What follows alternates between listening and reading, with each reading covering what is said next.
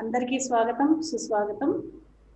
Chandrika music academy తరఫు నుంచి మనం 4th ఇయర్ ప్రోగ్రామ్ దాంట్లో మొట్టమొదటిగా మనం ఒక సంగీతానికి సంబంధించి ఒక లెక్చర్ డెమాన్స్ట్రేషన్ ని చేయాలని అనుకోవడం, దానికి నేను వివస్వత్ రావు గారిని అడగటం, అతను ఒప్పుకోవడం ఈరోజు మన అందరికీ చాలా సుదినంగా భావిస్తూ వివస్వత్ రావు ద్వారా మనము చాలా మంచి విషయాలు తెలుసుకొని ఇంకా ఎలా పాడడానికి, ఇంకా బాగా పాడడానికి, ఇంకా మన వాయిస్ చాలా లాంగ్ రన్ లో మన వాయిస్ కంట్రోల్లో ఉండేటట్టు, మనకు ఎలా కావాలంటే అలా మనం పాడేటట్టుగా చేసుకోవడానికి ఇది హెల్ప్ అవుతుందని భావిస్తూ, అలాగే ఈ ఒక్క మీటింగ్ తోనే కాకుండా ఇంకా చాలా మీటింగ్స్ తోటి వివస్వత్ రావు తోటి మనం చేసుకోవాలని ఆకాంక్షిస్తూ మీ అందరికీ ఈరోజు ఈ సభకి విచ్చేసిన వారందరికీ స్వాగతం పలుకుతూ, శారదాదేవి మీ అందరినీ ఆయురారోగ్యాలతో బాగా సంగీతం మీకు ఇంకా ప్రాప్తించాలని ఆ భగవతిని కోరుకుంటూ ఈరోజు ఈ కార్యక్రమం మొదలు పెడుతున్నాను.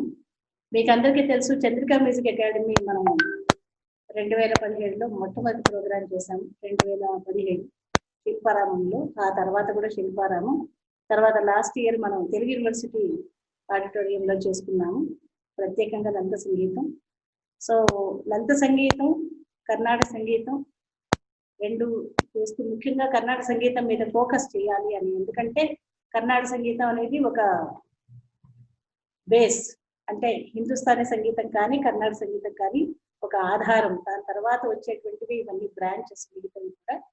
సో కనీసం ఒక స్టూడెంట్ దాంట్లో కొంతైనా నిపుణత సాధిస్తే వేరే తదితర శాఖల్లో ఉన్నటువంటి, అది మన డివోషనల్ సాంగ్స్ అవ్వచ్చు, ఫిల్మ్ మ్యూజిక్ అవ్వచ్చు, నృత్య సంగీతం అవ్వచ్చు, ఫోక్ అవ్వచ్చు, ఏదైనా కానీ ఇంకొంచెం ఎక్కువ నైపుణ్యం సంపాదించడానికి అవకాశం ఉంటుంది.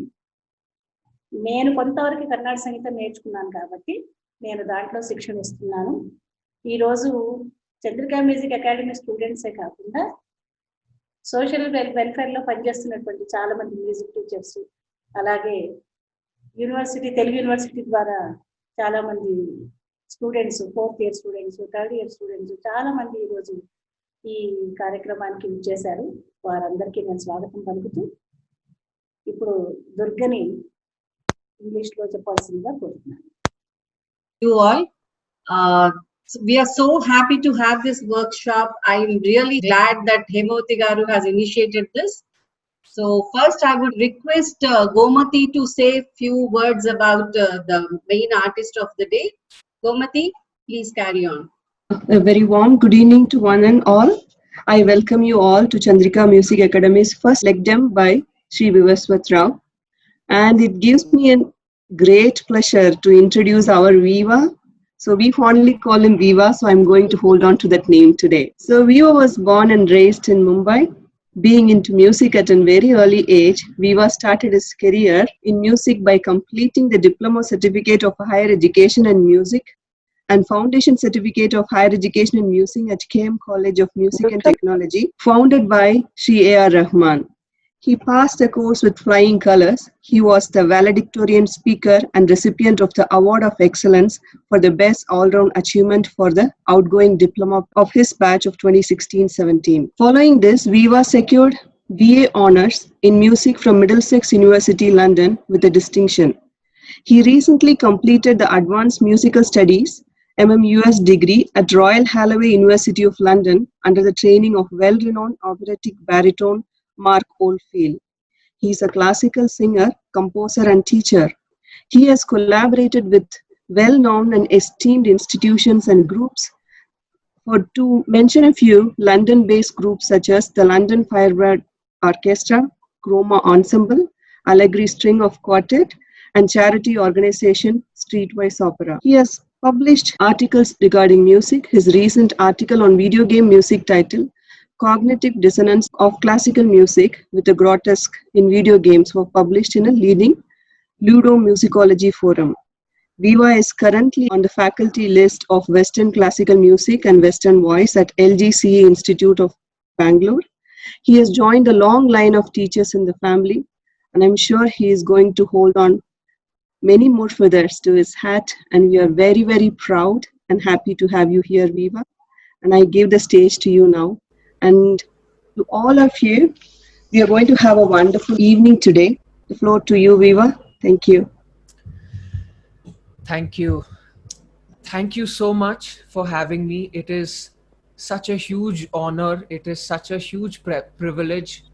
And I have known Hemavathi auntie right throughout, and her knowledge, her advice, her blessings, wisdom, all of that I think has played a huge role in bringing me, here, and to be able to share share whatever little I know, to be able to give and to be able to express myself. And I have to thank Hemavathi auntie for that to begin. And I think it's a huge blessing for everybody here on this call that we get to absorb some of that, and we get to learn and nurture all that passion. I think all of us ultimately have our own interests, our own likes, dislikes, the music that we listen to, music that our own musical identity and our own voices. One of the things that's very think well studied and spoken about a lot is how different everybody is. Although we are all, we're all biological entities having, all our organs and everything the way we're constructed, but still there are still things that make us truly, truly unique, truly special, truly individual. And all those things are expressed through the voice. And the voice, I think, is one of the most special things, the most amazing things that we have as human beings, as people, the voice itself. So one of the things right now I'm so happy about is that we're so many of us right now on the Zoom call, but 99 people of us. It's still, I find it amazing that so many of us are able to get together, although we are in our own houses, we are in our own rooms, our own environment, our own minds, we are in our own lives, but still we can get together and discuss something, share something. I can give something and then you give back something. And that's how we exchange ideas. I think it's absolutely amazing. And I think this is how music began as well, where everybody had their own musical instruments. Music began at home. I think that's true of cultures all across, where music began at home, where you learned how to, you decided what instrument you want to play, you learned how to play it, and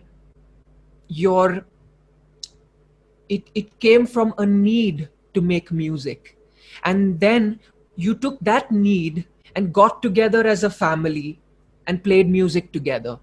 And you got together as a village and played music together. You got together as to celebrate festivals. You got together to celebrate, occasions, different occasions in life. You got together.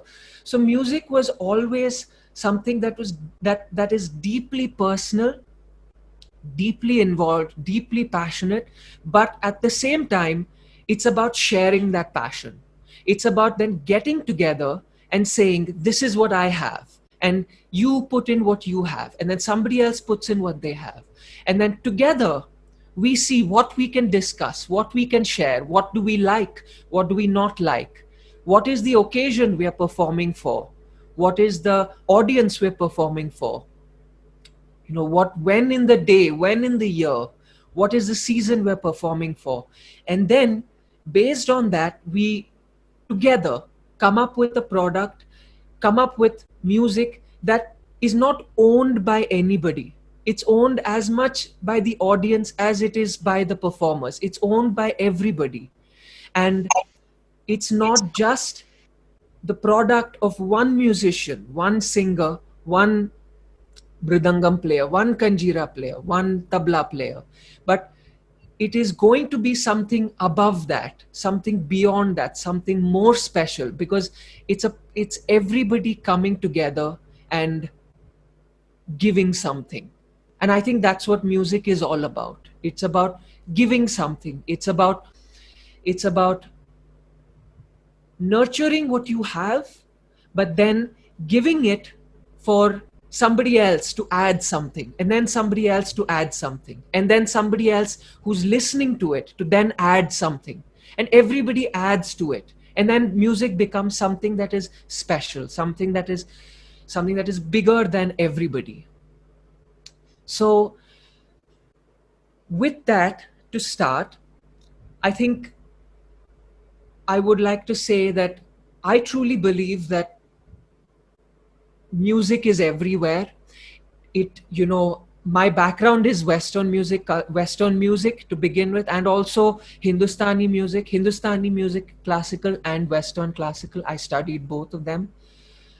And I was thinking about how can I share something to you who you are training in Carnatic classical, and you already have such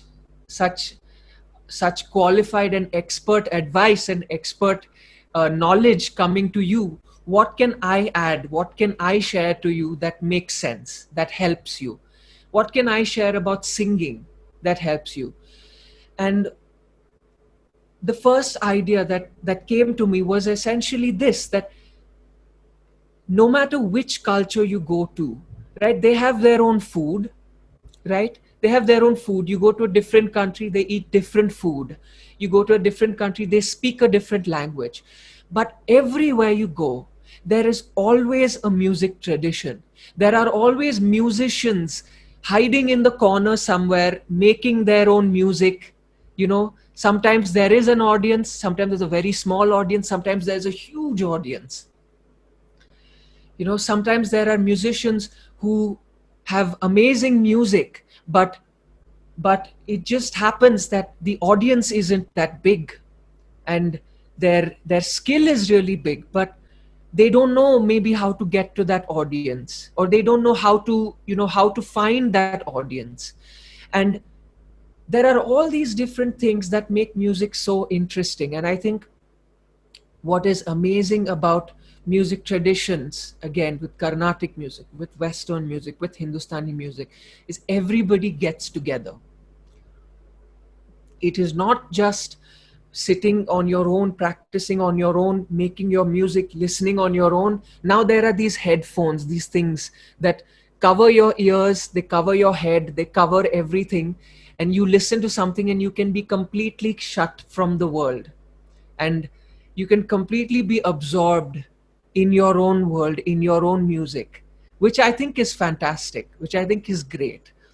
But there is also the other side, which is we all get together and we share ideas, and you tell me what you think, I tell you what I think, and there are no right or wrong answers, but it's just sharing and learning collectively together. We're all learning together. So what better way, I think, to start than to play you a little piece of music. One point before that, I missed out. I mentioned music being everywhere. The other thing that is everywhere with all music traditions, everywhere, is the voice. I think the voice, the singing voice. And the singing voice that I think, I'm sure all of you are, you sing, you listen, you play other instruments, all of these. But today my focus is going to be on singing, and how you can, how do we look at the voice? How do we understand the voice? How do we use the voice? So the voice, just like music, to me is extremely interesting, because again, anywhere you go, everywhere, there is a singing tradition. somewhere or the other, in some way, in some small way, or maybe in a very large way, people sing. People always have sung through music, through history, have always sung.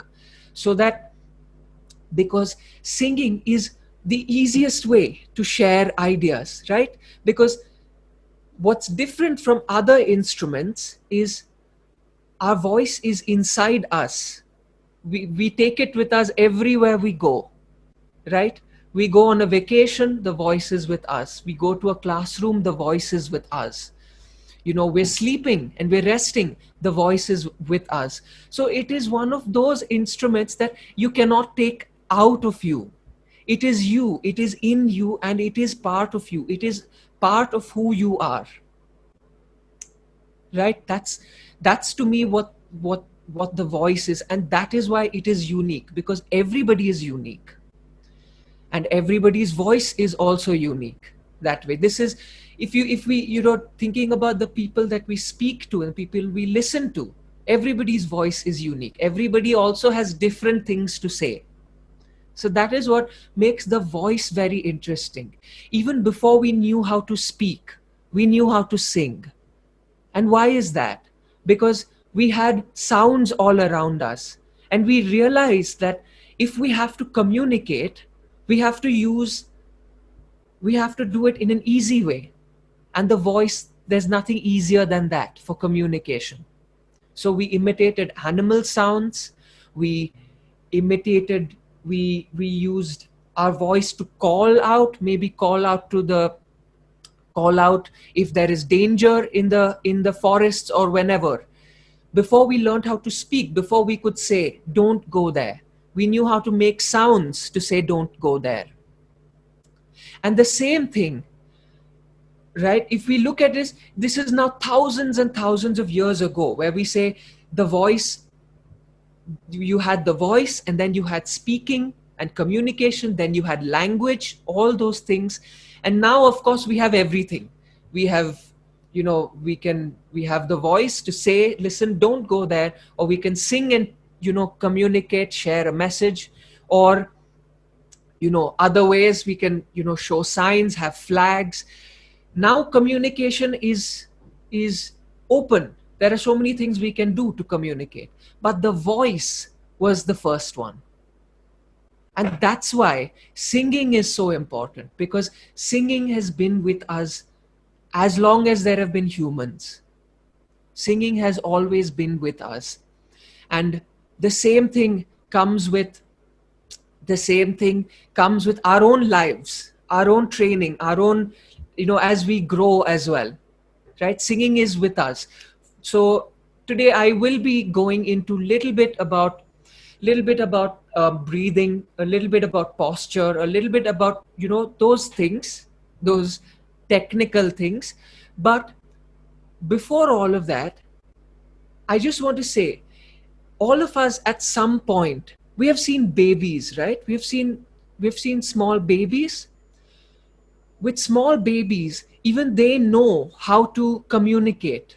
They know how to use their voice to say they want something. They know how to call mother or father, or call somebody, how to get attention, right? And babies know how to show when they're happy, when they're disappointed, when they're angry. Babies know all of this. Now, when as singers, for us, we think a lot about, okay, we need to protect the voice. We don't want the voice to be damaged. We don't want a sore throat. We don't want to lose our voice, all of that. But if you look at babies are born with the most natural and the most beautiful singing voice that you can have. And babies are amazing because their breathing is completely natural. They have learned it not from watching other people. They've learned it from biology. They have learned it from God knows where, from God. They've learned it and they've come. And babies never get a sore throat. Babies have vocal cords, that's voices, singing voices, vocal cords, muscles that are smaller than a button. That are smaller than the button that you wear in your shirt, in your bags. But babies have the most amazing voice because they can cry for hours and hours and hours and hours and not get tired.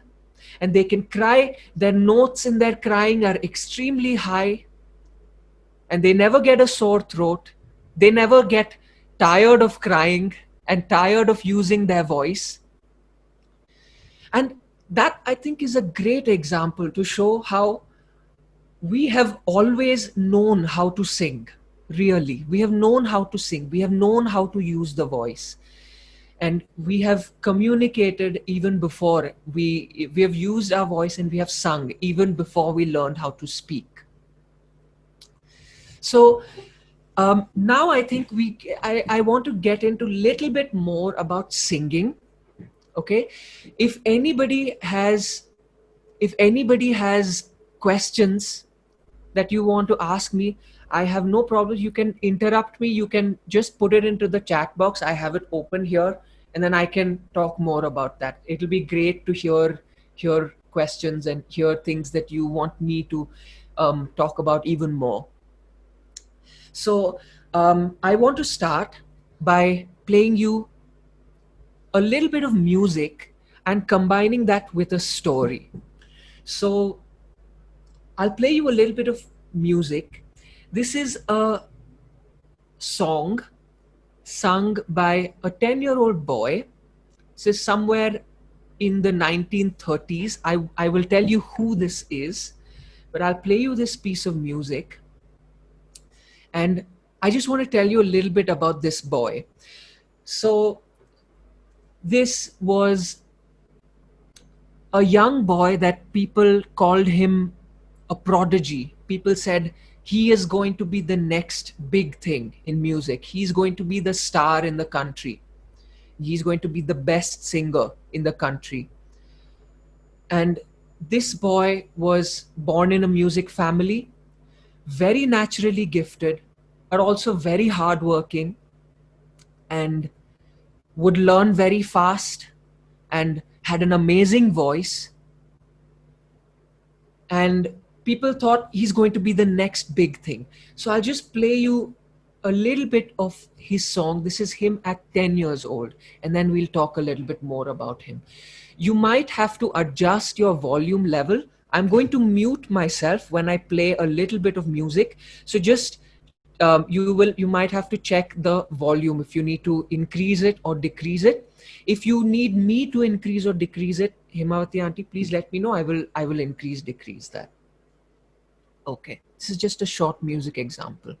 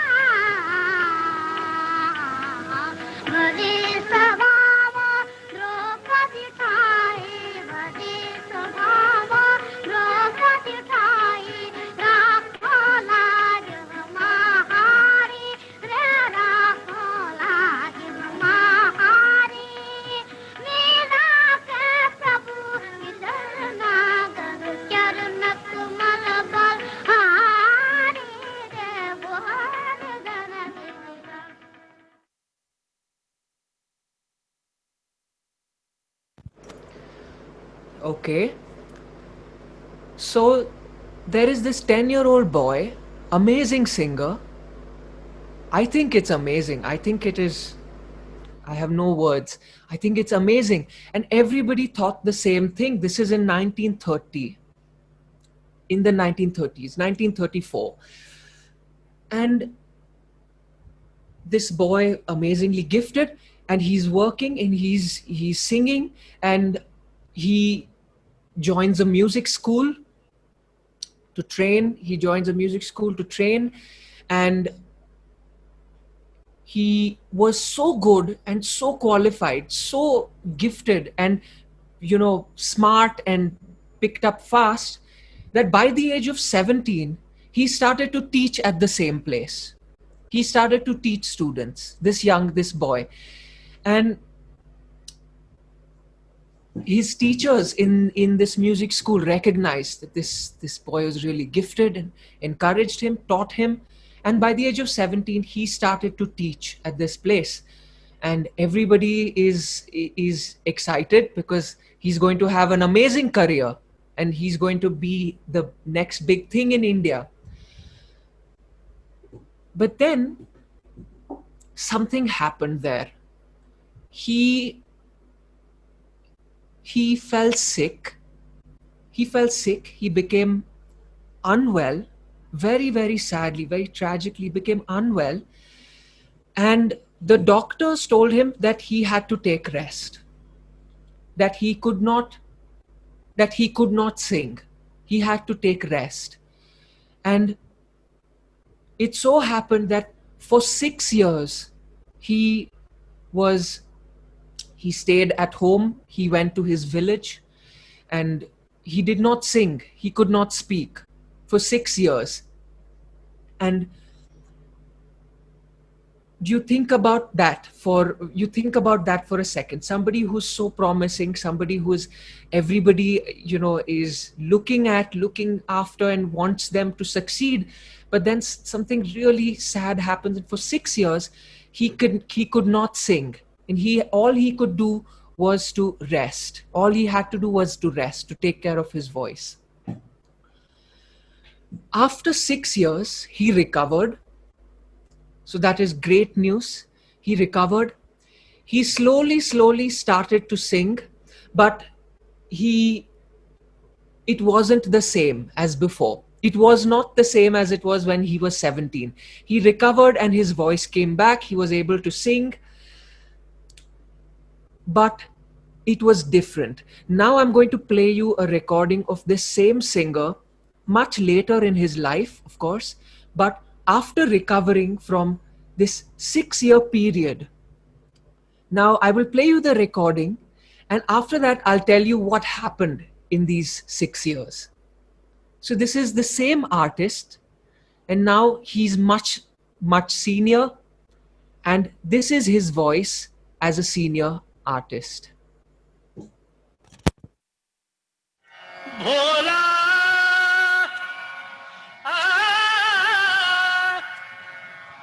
Bhola, aman jaane, amar meri kaya,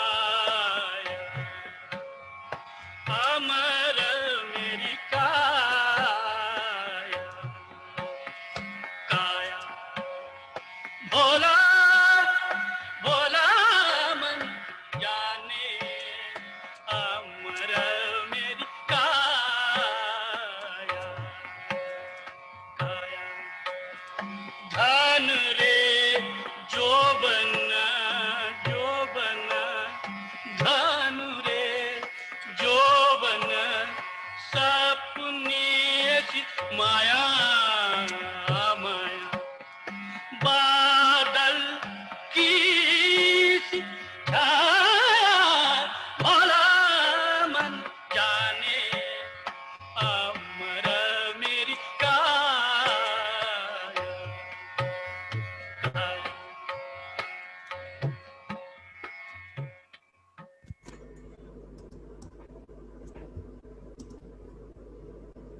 Okay, I'm sure some of you might have guessed who this artist is. So this artist, his name is Kumar Gandharva. This is the artist Kumar Gandharva. And this is him as a much more senior artist. And despite what happened for 6 years, he came back, recovered, and took the country by storm. He took music by storm. He became a different league of artist, of singer in himself, and became an artist. So the question here is, somebody he's gone through struggles a very promising artist went through struggles for 6 years, cannot sing. How did he come back? How did he recover and still become the artist that he had to become? And the answer lies in what he did for these 6 years. The amazing part is, for these 6 years, he did not sing. Obviously, he did not practice. What he would do was, he would spend all of his time listening. He would spend all of his time listening to birds, listening to nature, listening to folk artists that were around him, listening to other artists who were around him, and listening to the sounds of nature, listening to the sound of footsteps, people walking on the path, listening to the sounds of the rivers, the waterfalls. All these sounds became his music in these 6 years. And I think that is an amazing story, because what music does is, music is not static, right? Sometimes challenges come. Sometimes there are, you get roadblocks. Okay, I don't know how to do this thing. I'm not able to do it. I'm struggling. But then the message that Kumar Gandharva's story is that that's the time where you have to change. You have to get into what is your thinking as a musician. What is your thinking as a singer? What do you have around you? Right? Now you see we are all in lockdown. But we have found a way. We are having classes, we are learning, we're practicing, everything is happening on Zoom. So this is something that is every musician's cup of tea. Every musician goes through this, where you have to find a way. Things, if there are difficulties, then you see, how am I going to find a way? I'm not able to sing this. How should I find a way? I don't know how to, I can't understand what this song is. How do I find a way? Correct? So this singer, Kumar Gandharva, in his 6 years, I will also tell you that the difficulty that came was through the difficulty that he had was breathing difficulty, breathing problems. And that's another point for us singers to remember, is that singing, after all, is breathing. Singing ultimately, I think, is breathing, because we're breathing all the time, right? When we sing, you breathe in, you breathe out. It's all air, right? Air is around us and it's inside us, just like music, right? We breathe in, breathe out. So singing, I think, is the same as breathing. And that's another great example with Kumar Gandharva. Throughout his life, he sang despite having breathing difficulties. But the great thing was, he found a way. He knew how to manage those difficulties. And he did not give up. He did not say, okay, 6 years, done. My career is done. If I cannot sing, if there is risk to my health, my career is done. I, find something else.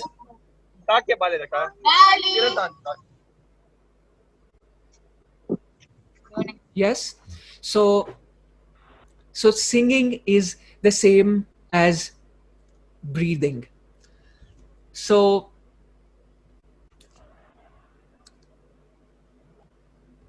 these are a few lessons with this story that I have to say. So now I just want to talk to you a little bit about breathing.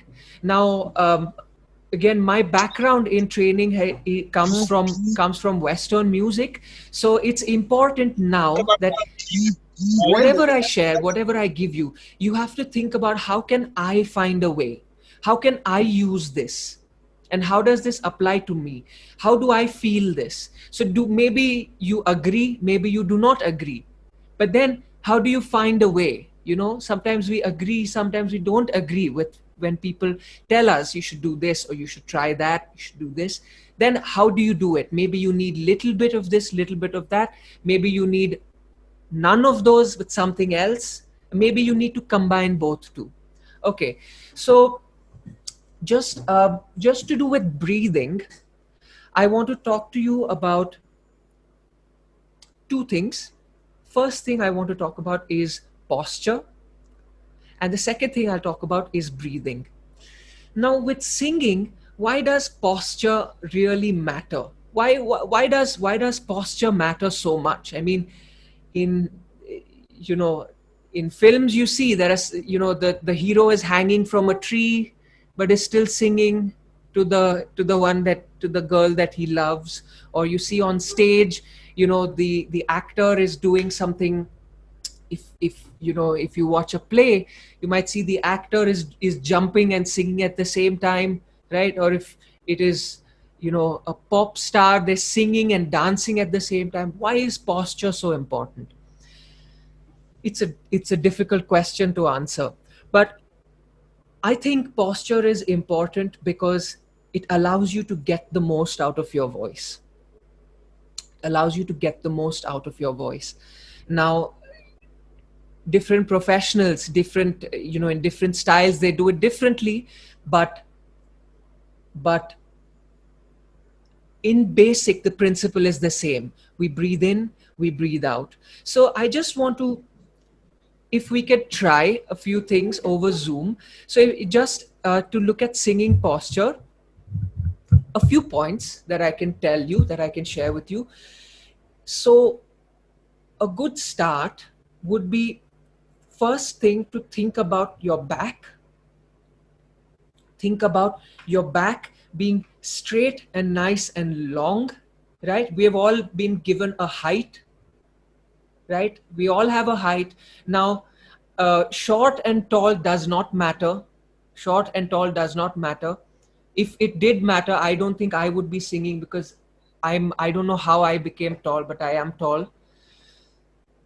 And I get told that all the time, but how did you become so tall and all of that? But that does not matter. Whether you're short, you're tall, it does not matter. So first thing is to think about the back being tall. I had the great, the good luck of being part of a theater course. I was part of a theater group, did a little bit of theater workshop as well. And one of the advice I got was to wear your height. Right? We've all been given a height. And that height comes from our back, our spine being nice and long, being nice and tall. Now, of course, we are all online. And we have this new thing that came in the last few years, where we're going like this, we're looking like that, sitting like this, and our back is, rather than being straight, it's like a snake, all kinds of positions that the back is in. But when singing,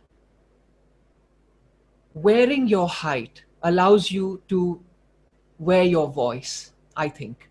That's the first thing. The second thing I would say, now we all breathe into our lungs, right? We've all learned this in our school, and we've all, we know this. We breathe into our lungs, right? Lungs are the two organs. Now, I would like you, if you can, to have one hand on your chest and one hand on your stomach. One hand on the chest, one hand on your stomach. Just place it, without pressing or without holding or anything. Just place your hand, one hand on the chest, one hand on the stomach. I want you to try to breathe in deep.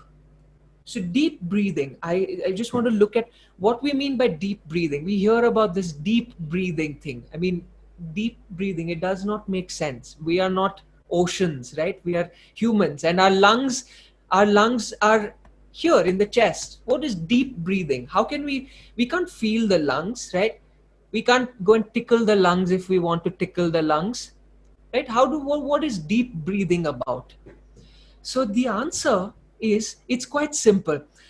Our lungs are located up here in our chest, right? And if you just touch your chest, you know there is a rib cage, which is the hard bone, right? It is hard. Now our stomachs are soft, right? Stomachs do not have bones around protecting it. So when they say deep breathing, what they mean is breathe into your lungs such that the lungs expand deep, such that the lungs expand low. Now, what do I mean by that? That's not easy. That's not easy to do. How do you do that? The answer is, if you can try, breathe in deep. So breathe in deep and imagine that you're breathing into your lower hand, not your top hand, but your lower hand. So breathe in. Can everybody try that? Just breathe in. Imagine you're breathing into your lower hand. Imagine that your lungs are in your stomach and not here. The lungs are in the stomach, right? So if you try that, you might feel that there is some sensation. You can feel some movement in the stomach, just a little bit of movement. There's some movement, right? You might feel it. You may not feel it. That's fine. That's fine. That's something that comes again with a little bit of practice, but just to help you understand, there are two ways of breathing. One of those is with your top hand lifting, and the other way is with your bottom hand lifting. What we want to do ideally is to breathe with the bottom hand lifting. So when we breathe with the top hand lifting, this is what I mean. Okay, this is the wrong version.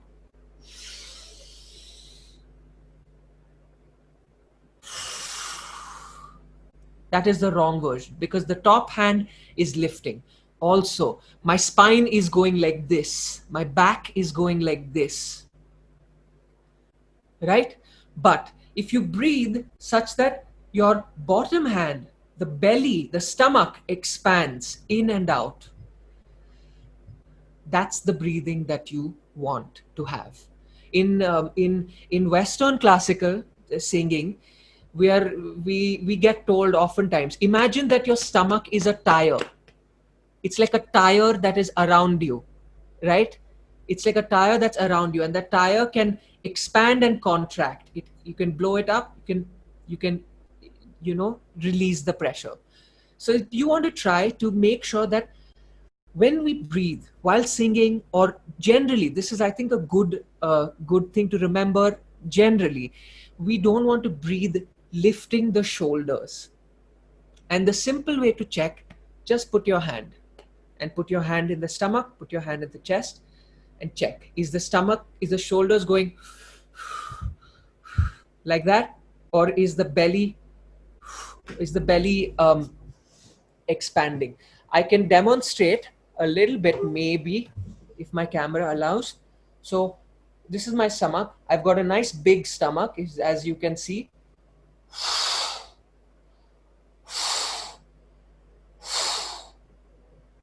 So nothing happens here in the chest. The chest is not going, but it's happening. The movement, the expansion is in the stomach. Okay. So that is just to understand what we want with breathing. Yeah. Sorry to interrupt you. Can you please show, because you are breathing from mouth also. Breathe out. Yes. That please show it. Okay. Yes. That I need help, because the screen is one small little box. That's all. Okay. I was breathing out through the mouth so that I can show you, so that you can hear the breath as well. And I can demonstrate quick so that you can see the movement. Okay. So I'm just breathing in on an ah and breathing out on an oo. Simple. Ah for breathing out. Oo to breathe out. Okay, this is just to demonstrate. Breathe in. That's breathe out on an oo. Now breathe in. and then breathe out on an oo. Okay, so we don't want the chest to lift. So you were taking breath from mouth only, Yes. not from the nose. Not from the nose, to demonstrate. Yes. No, normally we do from the nose. It says, no, that people say. So Yes. here your technique is taking breath in from mouth only, breathe out from mouth. Yes. Okay. Yes, to demonstrate, just for demonstration. Is it for the only demonstration or to practice also? Oh, in Western classical, it is generally not instructed that breathing in from the nose. Of course, this is different. Everybody, different places, they do it differently. Some teachers say, some teachers don't. It's one of the debates. Generally, I can tell you, since the question is there, I can tell you with Western classical music, the way I have been taught, there is debate on this, but the way I have been taught is to breathe in from the mouth, because that allows you to prepare for vowel sounds. I, O are the vowel sounds, right? So in that, our mouth is open. So breathing in from the mouth for us allows us to prepare the vowel even before we sing. But it's there isn't a hard and fast answer for this, not in Western music. Yeah, in the I olden don't days, have. people used to say that om. Yes. So om can be used like breathe in and breathe out. Om. Yes. That also. Yes. And Om is really good. Actually, I have had Western classical teachers who have taught us using, making us sing Om, because that allows us to also feel the sound. Really, you can feel the sound in your face, in your, in the body. And that is really good, because you can, you kind of make friends with your own voice. It's a good thing. Can you please demonstrate that also with om? I won't be able to demonstrate it with the setup right now that I have, but I can tell you, with Western classical, the way that Om was taught to us was not Om, but Aum, where Om is divided into different vowel sounds. Aum, and at the end you have the where Yes. the sound, buzzes in the body, right? Yeah. Another really interesting thing about the voice, I can tell you.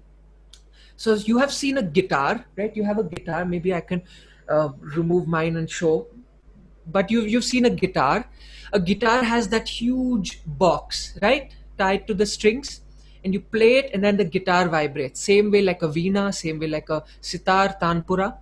Yeah, the vibrating box. The reason for that vibrating box is so that the sound can bounce around inside and become louder. So, in on stage you use a mic, right? That mic makes your voice louder. It's an amplifier. The same way, like a guitar tanpura, the voice also has an amplifier. The voice also has an amplifying system, just like how you have on stage. And that amplifying system is actually the body itself. It is the body itself. And why is that? What happens? What is it about the body that amplifies the sound, makes it louder? What happens is, just like in a guitar where the sound bounces around inside the box, the same way the sound bounces around inside the body also. So our lungs are open, right? It's like a balloon, right? Lungs are like balloons. When you blow out, they contract. When you breathe in, they expand. So the lungs, because it's an open space, it allows the voice to bounce around. Same thing with the skull also. The skull and the brain tissue, all of these parts, the face, these are all parts, and inside the mouth, right? It's an open space, right? It's like an open space inside the mouth. The sound bounces around and becomes louder. So in if it becomes, to tell you a little bit, different voice registers, you might have heard head voice and chest voice and mixed voice and all sorts of different voices, falsetto voice, all these different things. Basically what they are is they are sounds bouncing around in different parts of your body. Sir, Okay, yes,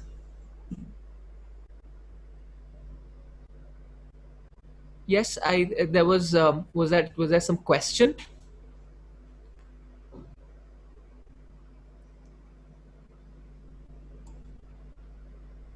Okay, I don't mind, you can you can interrupt me for any question. Okay, I just I just want to give you a few things now how you can use this. This thing about the chest and breathing into the stomach, breathing deep. Okay, I just want to tell you now a couple of things how you can use it, and how some ideas about how you can how to think about the voice, how to use the voice, how to protect the voice, whatever you want to call it. Okay, so I just want to tell you two things. First one is a warm up. First one is a warm up before you sing. Okay, and the second thing is what I call REST. Rest. REST. I will tell you what each of those mean in a minute. I'll come to that. First thing, warm up. So warm up, I think, has three parts. First part, warming up the body itself. That's the first part, warming up the body. So when I'm teaching, or when I'm singing myself, before singing I like to do little bit of warm up, a little stretch, just a few stretches, just stretch the shoulders a little bit. So maybe you can try this with me. Maybe let's all try this together. So just circles in the shoulders, one way, and now the other way. Circles in the shoulders, then circles in the neck, the other way. Again, we want to do this slowly, without anything cracking or tighten, anything paining. Okay, very slowly. And the same thing I would do with with the waist also, just moving from one side to the other, just to make sure that the back, the shoulders, everything is loose, because this is what is going to be the the box, the guitar box of our voice.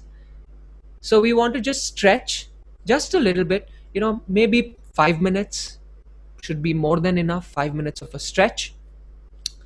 The next thing I would say is to warm up the mind.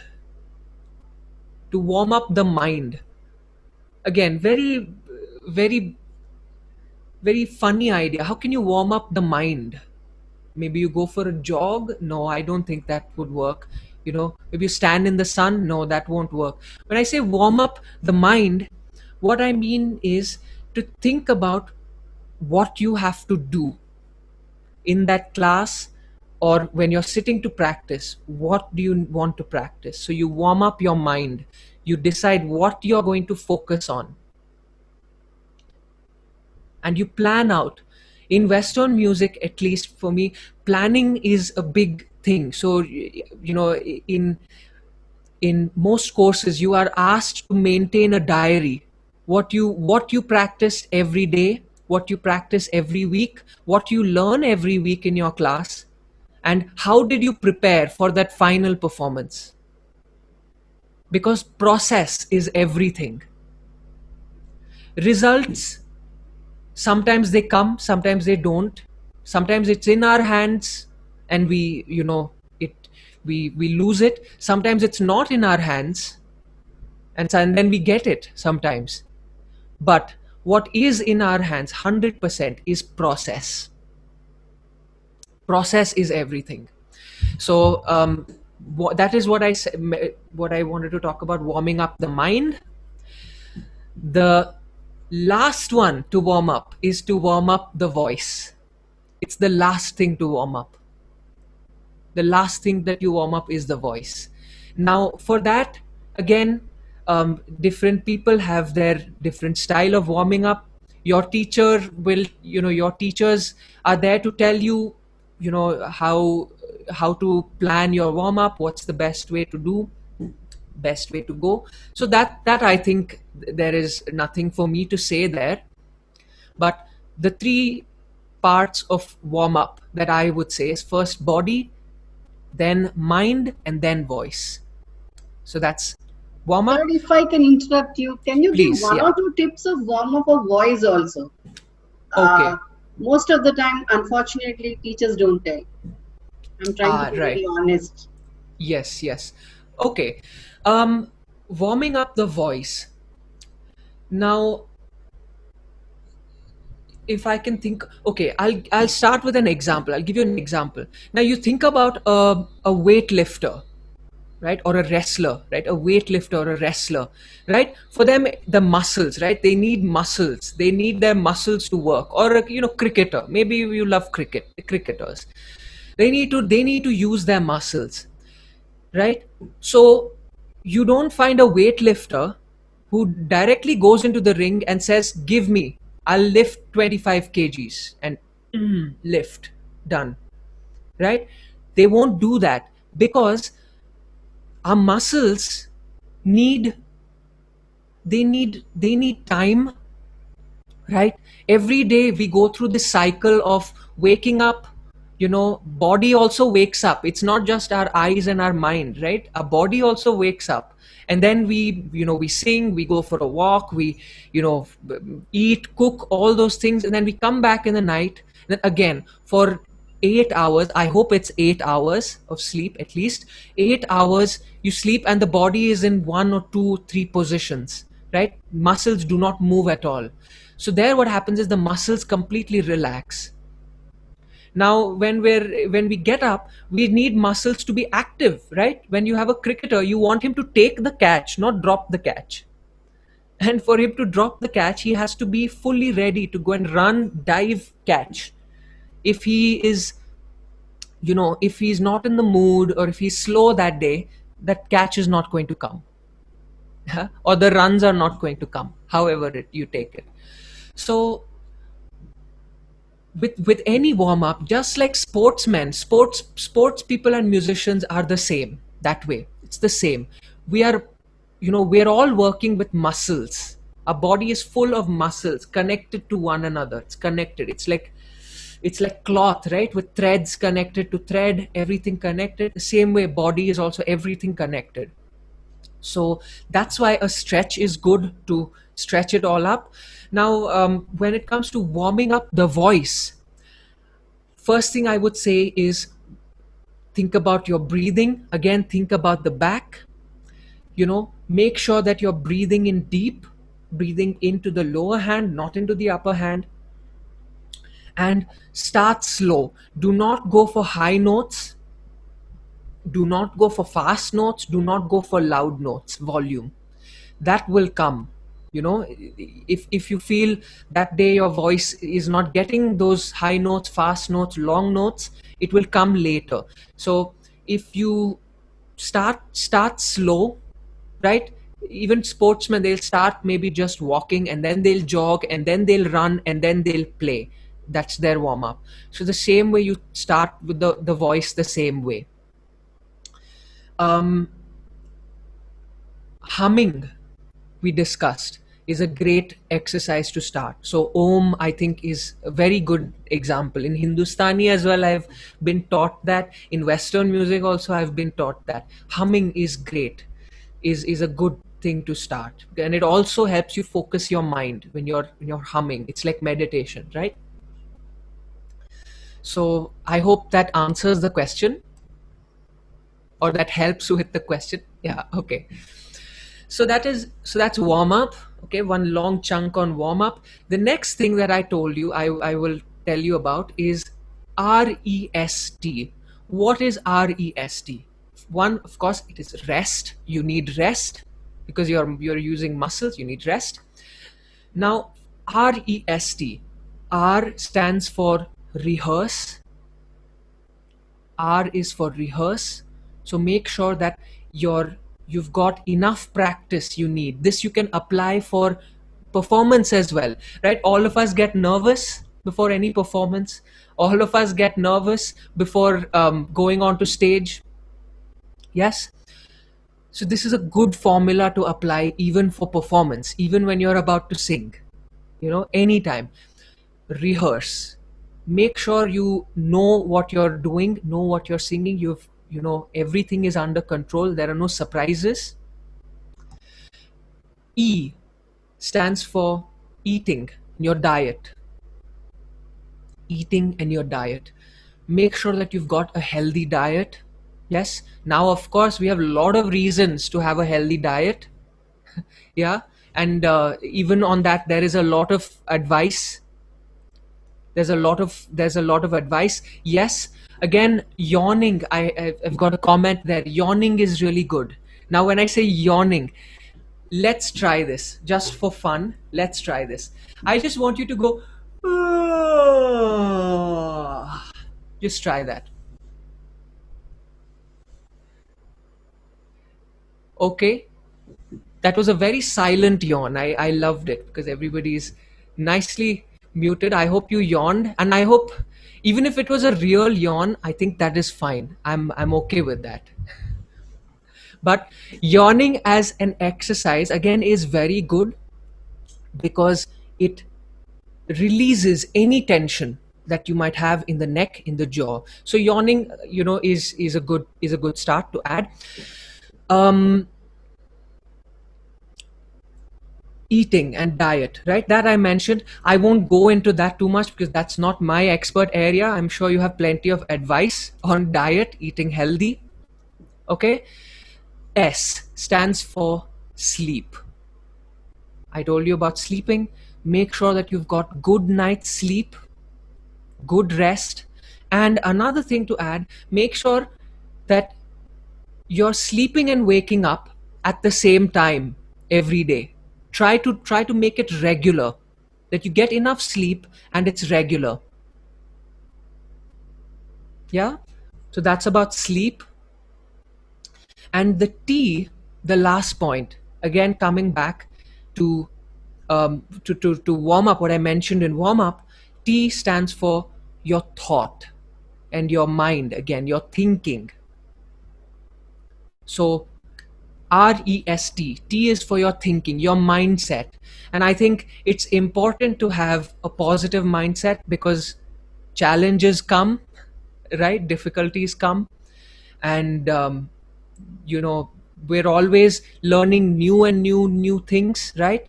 So it's important that you have the right mindset, that you're positive about what you're learning. And that helps you again with your focus. So that's REST. Okay. So, that I feel was that was essentially what I wanted to cover with singing and the whole practice of singing. I just have a few tips. These are extra tips that I want to share. Okay, that's it is something to just to help you. Do we have enough time for that, Hemavathi auntie? Is another few minutes? Sir, you told the meanings of REST, but I didn't get the meaning of R. Okay. Thank you for that. Thank you for the question. R. Now, R meaning rehearsal. Rehearsal or practice. Okay? Practice. So, I did not want to make it PEST because that means something else. REST is good, I think. But R meaning rehearsal, meaning practice. Okay, so how well you have practiced before the concert? Yeah, and much before the concert, not the day before or the 1 hour 2 hours before the concert or the exam. Here majority of the students, when they take class twice in a week, So they practice on the day they have class before the class. Because normally I ask the students, how many days do you practice? When do you practice? They say weekly twice or weekly once, like that. So that is most, because that is the concept level is different. For the students, if they have to practice only, they get all these things done. No. Yeah.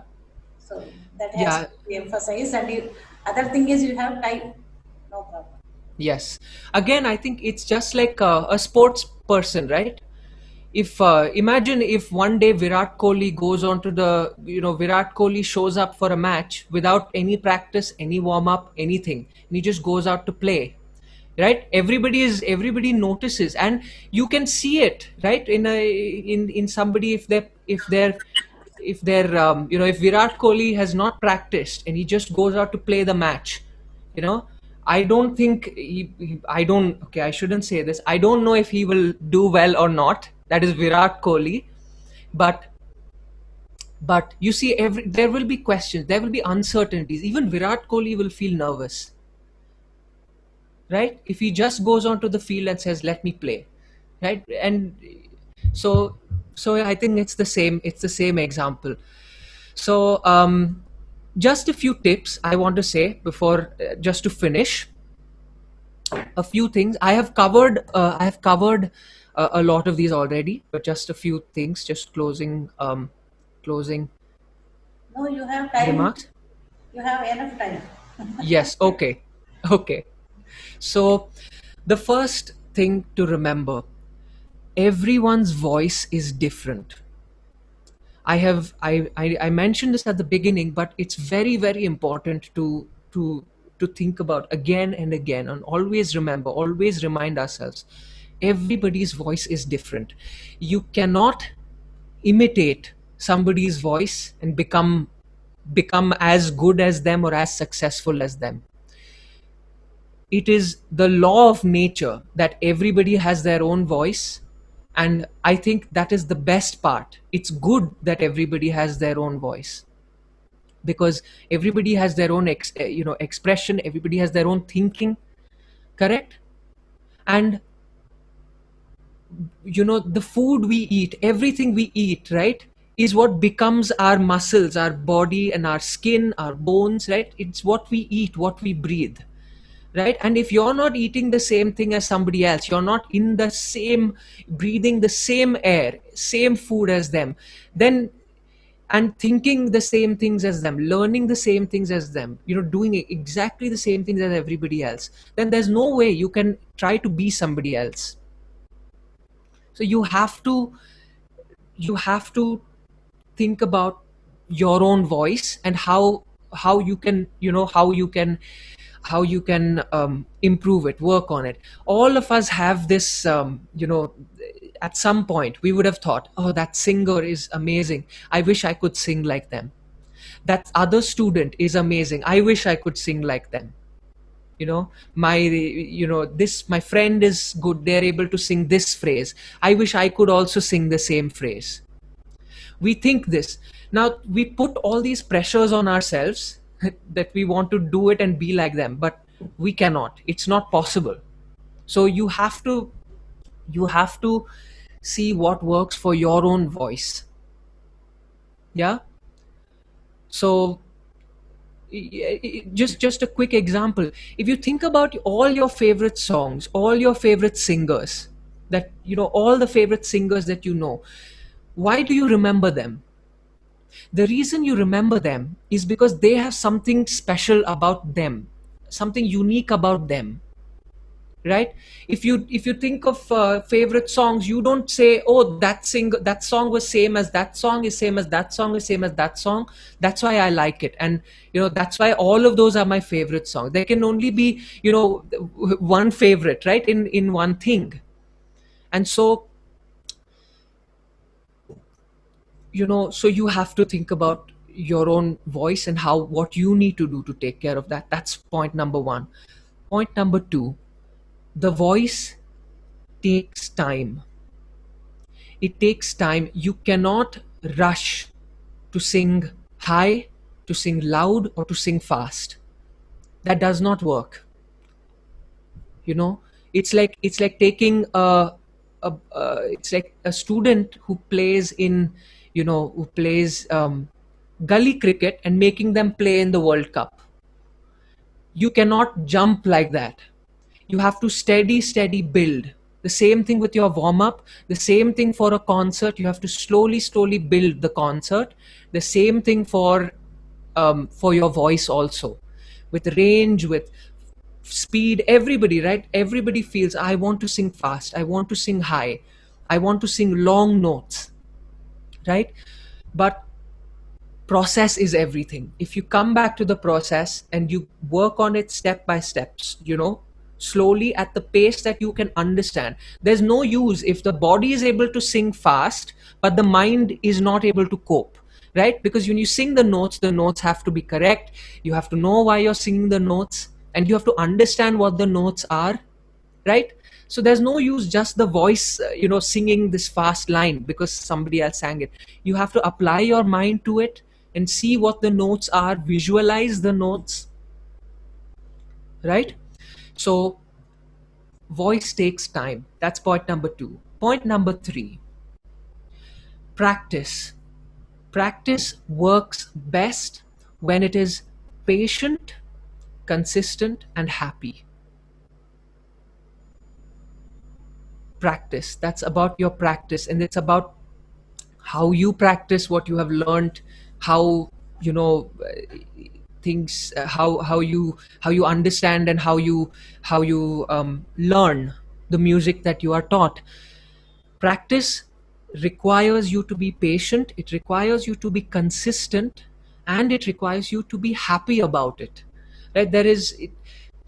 If you're practicing just because, okay, they said practice, do this, okay, I have to do it, that's not going to bring out the best from your voice. You'll be able to sing, but that won't bring out the best. The best comes from your voice when your mind, body, and voice, everything is working together. So that's about practice: patient, consistent, and happy. The fourth point that I want to add, this point it's very close to me personally. I am a big believer in this, is listen to as much music as you can. Listen to a lot of music. This goes back to Kumar Gandharva.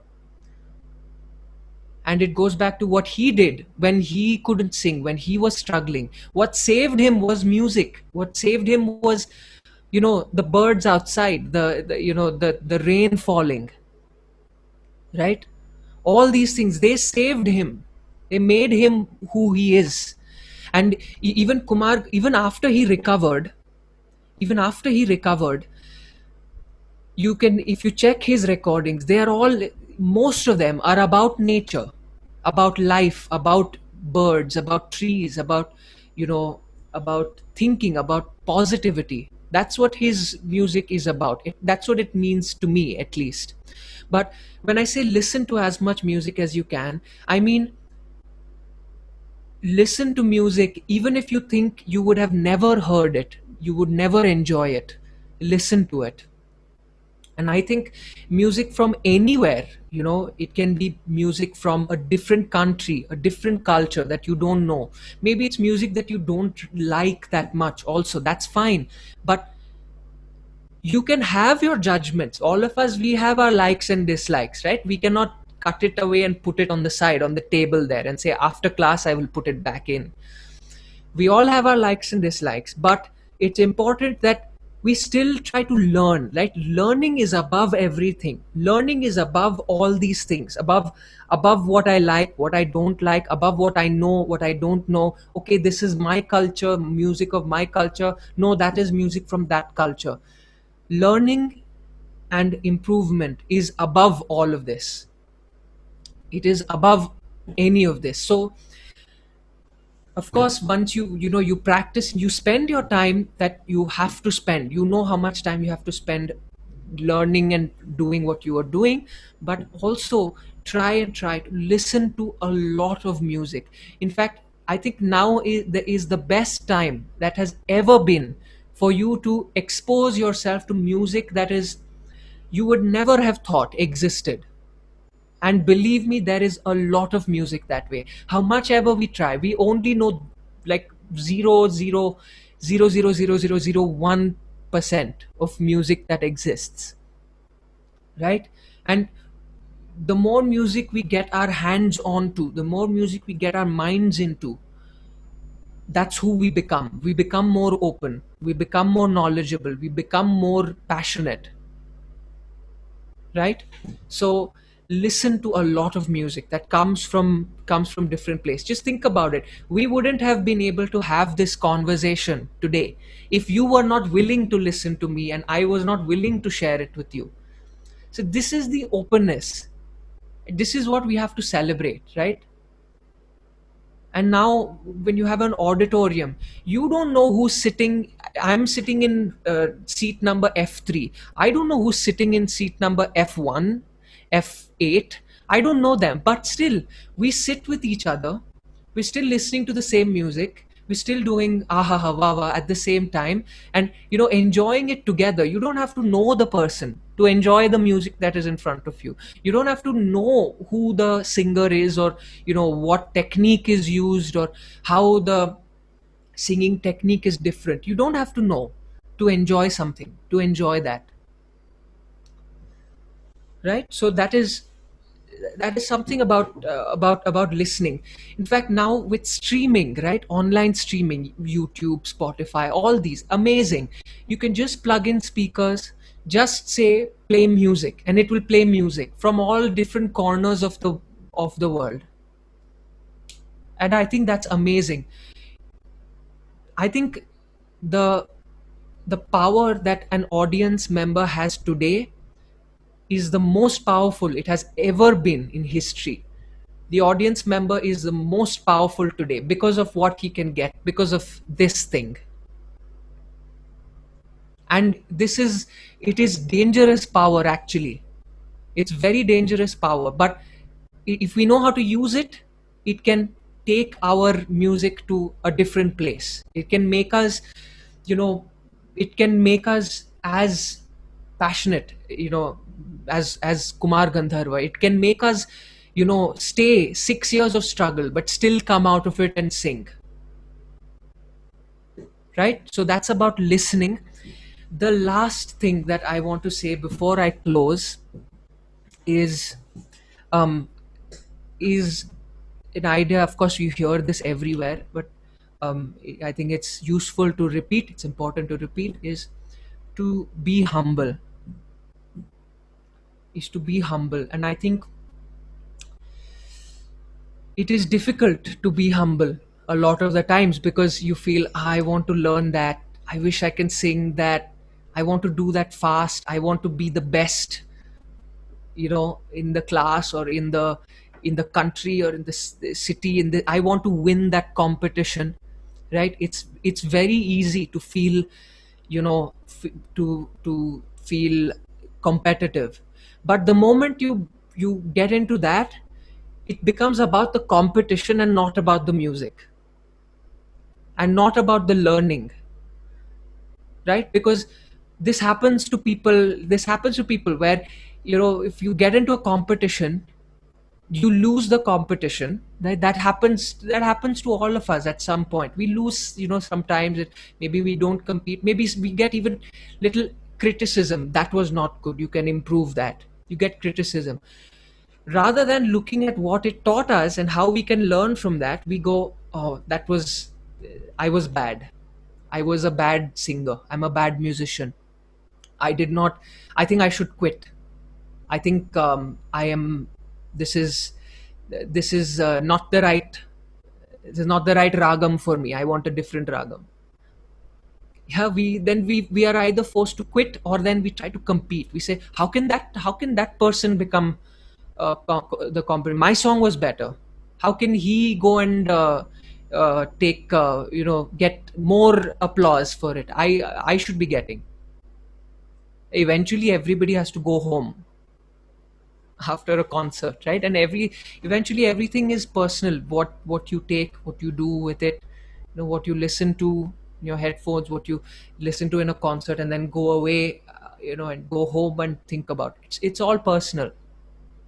So it's very important to stay humble. Sometimes for different people, different things are easier, different things are harder. That happens a lot, right? For something, one singer is able to pick up faster, something faster than the other singer, they're able to pick up faster, and then you feel, I also want to get that. I also, why is it easier for them, not for me, right? That's the time to remind ourselves that process is everything. You go slow, you stay patient, you work consistently, and you work happily, and that's how the result will come. Because result will come, and then again process, and then again result.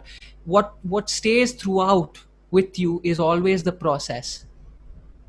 And I think that's what training is for, is to help you find your process, right? Because after a point, again, you perform, and you're singing to whoever you want to sing, but what stays with you is the process. So I think that's where I want to conclude. I think I have One, yeah. Yes, please. particularly for the kids, they won't throw the voice in a proper way. So all those things, and for the elders, their voice, their shruti will come down. All those things, it's a general factor. So for the kids, particularly, what is the correct way of throwing the voice when you start the singing? Can you please demonstrate and show it? So why um not? I'm You have learned yeah. Hindustani. Yes. Okay. In the beginning, you have also practiced sargam, Yes. all those things. So how was Yes. the practice? So what is the way, correct way? Okay, I can definitely talk about that. I can maybe demonstrate something. It's a very, very challenging question, again, because it is hard to say. It is hard to say again without listening. Maybe if people are willing to sing, I would be very happy. Um, it's You hard to can ask explain. uh, anybody, particularly students. Okay. Priya, are you there? Shriya, or uh, anybody, just sing one line so that he will say that. Is it Viva correct? Yeah, Ah, I Yes, can. ma'am. yeah, Yes. yeah, yeah. Sing one line. Hello. Yeah, say hi. Hi, sir.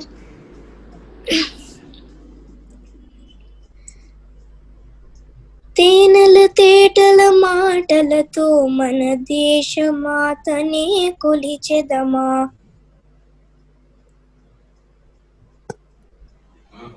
So I have asked her to sing only one line. That's why she's. Beautiful. Beautiful, beautiful. I Yeah. think Other girl, you want to sing, Nana? THRUK. Somebody? Yellow tops. Turvi. Huh? Turvi. Turvi, you want to sing? Turvi ఏమైనా పాడతావా? A line ఎదురు పాడు. ఏం పాడాలో తెలీదు. సరళి స్వరమో ఏదో ఒకటి పాడు.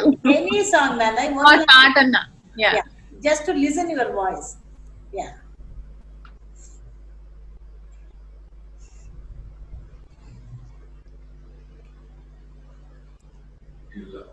ఆలోచిస్తున్నావా? Yeah, sing. అవును ma'am. No, sing any song. Only one line is enough. Yeah.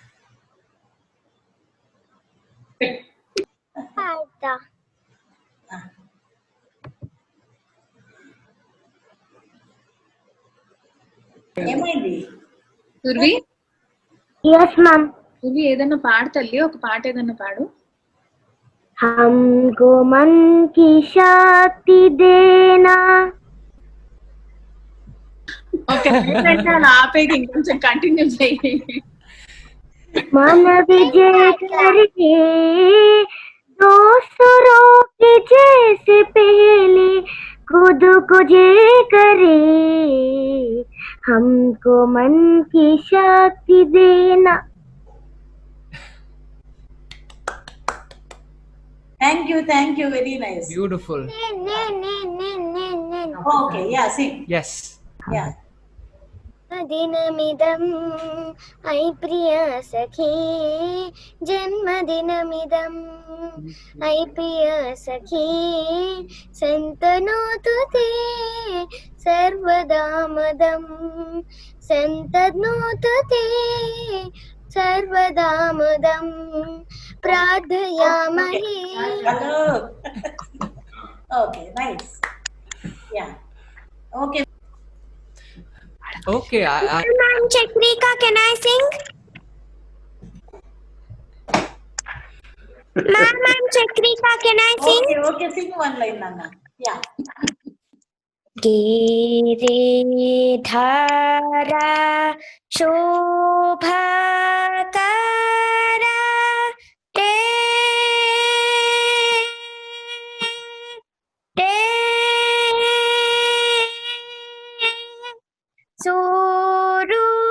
सुरुचिरा पूर्णमानि सुरावरा mama. Okay. Thank you, Beautiful. Nana. Yeah. Hemavathi గారు ఒక లైను. ఏమండి? హేమవతి గారు ఒక sentence. K. Narayana garu, very nice. Thank you, sir. You came here. Nice participation. He was our senior when in secretariat. So, yeah, sir. పాడతారా? ఒక line పాడతాను. Yeah, now he starts singing అన్నమాట. అందుకని he wants to become a singer now. Oh, sweet. तुझे देखा तो ये जाना सनम, प्यार होता है दीवाना सनम, अब यहाँ से कहाँ जाए हम, तेरी बाहों में मर जाए हम. चलो. Thank you. Thanks for hearing me. No. Viva. Okay. Yes. Thank you so much for that, everybody. I think I don't think I need to say anything. I think Hemavathi aunty is the best, has the best words for that. If I have to really struggle and say something for everybody, generally I would say, when you're singing or learning something, also try to visualize the notes that you're singing. Try to think about the melody and the notes, whether it's going up, whether it's going down, and in the ragam, in the scale, how do those notes fit? How does that go? And I tell you a reason for that. The reason is because the way that the song is composed, the way every song is composed, has a very good reason for why those notes are taken. And that is again true across cultures, whether it's Carnatic, Western, Hindustani. I can say this from what I have heard. There is a composer who has composed the song, right? And they also have trained, they have studied composition for years, their whole life. They've studied composition, they've studied how to sing, right? So every note in the song has its place, and it's important to visualize that place. Now, when I say visualize, what do I mean by visualize? I want you, all of you, can you imagine an apple? Just in your mind, imagine an apple. If you need to close your eyes, imagine an apple. Okay? And imagine that one bite has been taken from that apple. One bite is taken. So you can see that one bite. It's gone. Okay. That's what you need to, that's all I meant. So you're able to see the notes and see how they're changing. And notes are put together and give you melody. Melody is put together, give you composition. Compositions put together, giving you performance. So when you think about how the different notes fit together and you visualize it. So one exercise that I can recommend, I can suggest to you, is just keep your hand when you're singing. Okay, this is your hand. This is your first note. Okay, now as you're singing, sing slowly, sing the melody slowly, and if you're singing a higher note, let your hand go up and let your hand go down if it's a lower note. But remember, this is the note, this is the starting note. Now sometimes it goes up in scale, right? Sari, so sari would be one step, saga would be two steps, so you can jump, you can leave. So I do this thing as well, when I'm teaching some of the Western classical exercises. You imagine that there's a ladder, right? A ladder has these different steps. That ladder is like your scale. So you have one step, which is the first note, and then every note is up or down. And that visualization, it will help you you'll learn faster. You'll see, you'll improve, you'll learn faster and faster with every ragam, with every song. That will improve. Second thing is, you will when you're nervous in performance, right? We all get nervous when we're nervous. Even the most well-off singers, the best established singers, make mistakes in performance. So, they forget. All that happens. You miss out, you forget what comes. But the same visualization, if you apply, the song does not just become sound, but it also becomes image. It becomes image. So you would have heard of this word, imagination. The word imagination, it comes from the word image. So when you imagine something, I asked you to imagine the apple. What you got, most of you would have got one picture in your mind, right, of an apple. Now, when I say imagine, most of you, I think, would have got a picture. Now you wouldn't have got the flavor, or you wouldn't have got the video. It wouldn't be a video, right? It's an image. That image, you need it when you're trying to understand something, right? So the same thing I would suggest, you can apply that to the notes. Visualize the notes and visualize the words also. Visualize the poem. Just like there's a composer, there's also a poet. Maybe the composer and the poet are the same. And poetry is a very difficult thing. It's very difficult to write poetry. It's very difficult to see which words go with which, which words fit the ragam, or which ragam fits the words. So think about what you are singing about. So if you are singing about something, a happy story, something is happening in the story, imagine the story. And I know that when we're rehearsing, we rehearse the same song again. It's very easy for the song to become like a machine. The song is just going on. But the creativity comes when you do not let it become a machine. When you're using your imagination every time you sing the song, it's a new song. Every time it's a new song. So another quick example I can give you, in theater, right? You have actors who act on stage, right? They act the same play 10 times, 15 times, 20 times. Yeah, and you take Shakespeare, for example, or anybody who has written a play. Those actors, they act it again and again and again and again. How do they manage to keep the level up, to keep the energy up, to keep the passion up? Is their imagination is always switched on. I had a teacher who said that imagination is like a muscle. You have to keep using it. keep using it. Always use, if you're listening to a song, think about what that song is about. What's the situation? And for us, since we're always, when we're watching movies, right, we have songs and we have image both together. We are used to it. In fact, for us, it's easier than in many other cultures because we can imagine, right? It's like your favorite song from a movie. If you just take that and listen to it, and I ask you, can you imagine in your mind what was happening in the film when you were listening to this song? You can do it because you already are good at it. You've learned the skill of visualization. So visualization with notes and visualization with words. That's what I can add.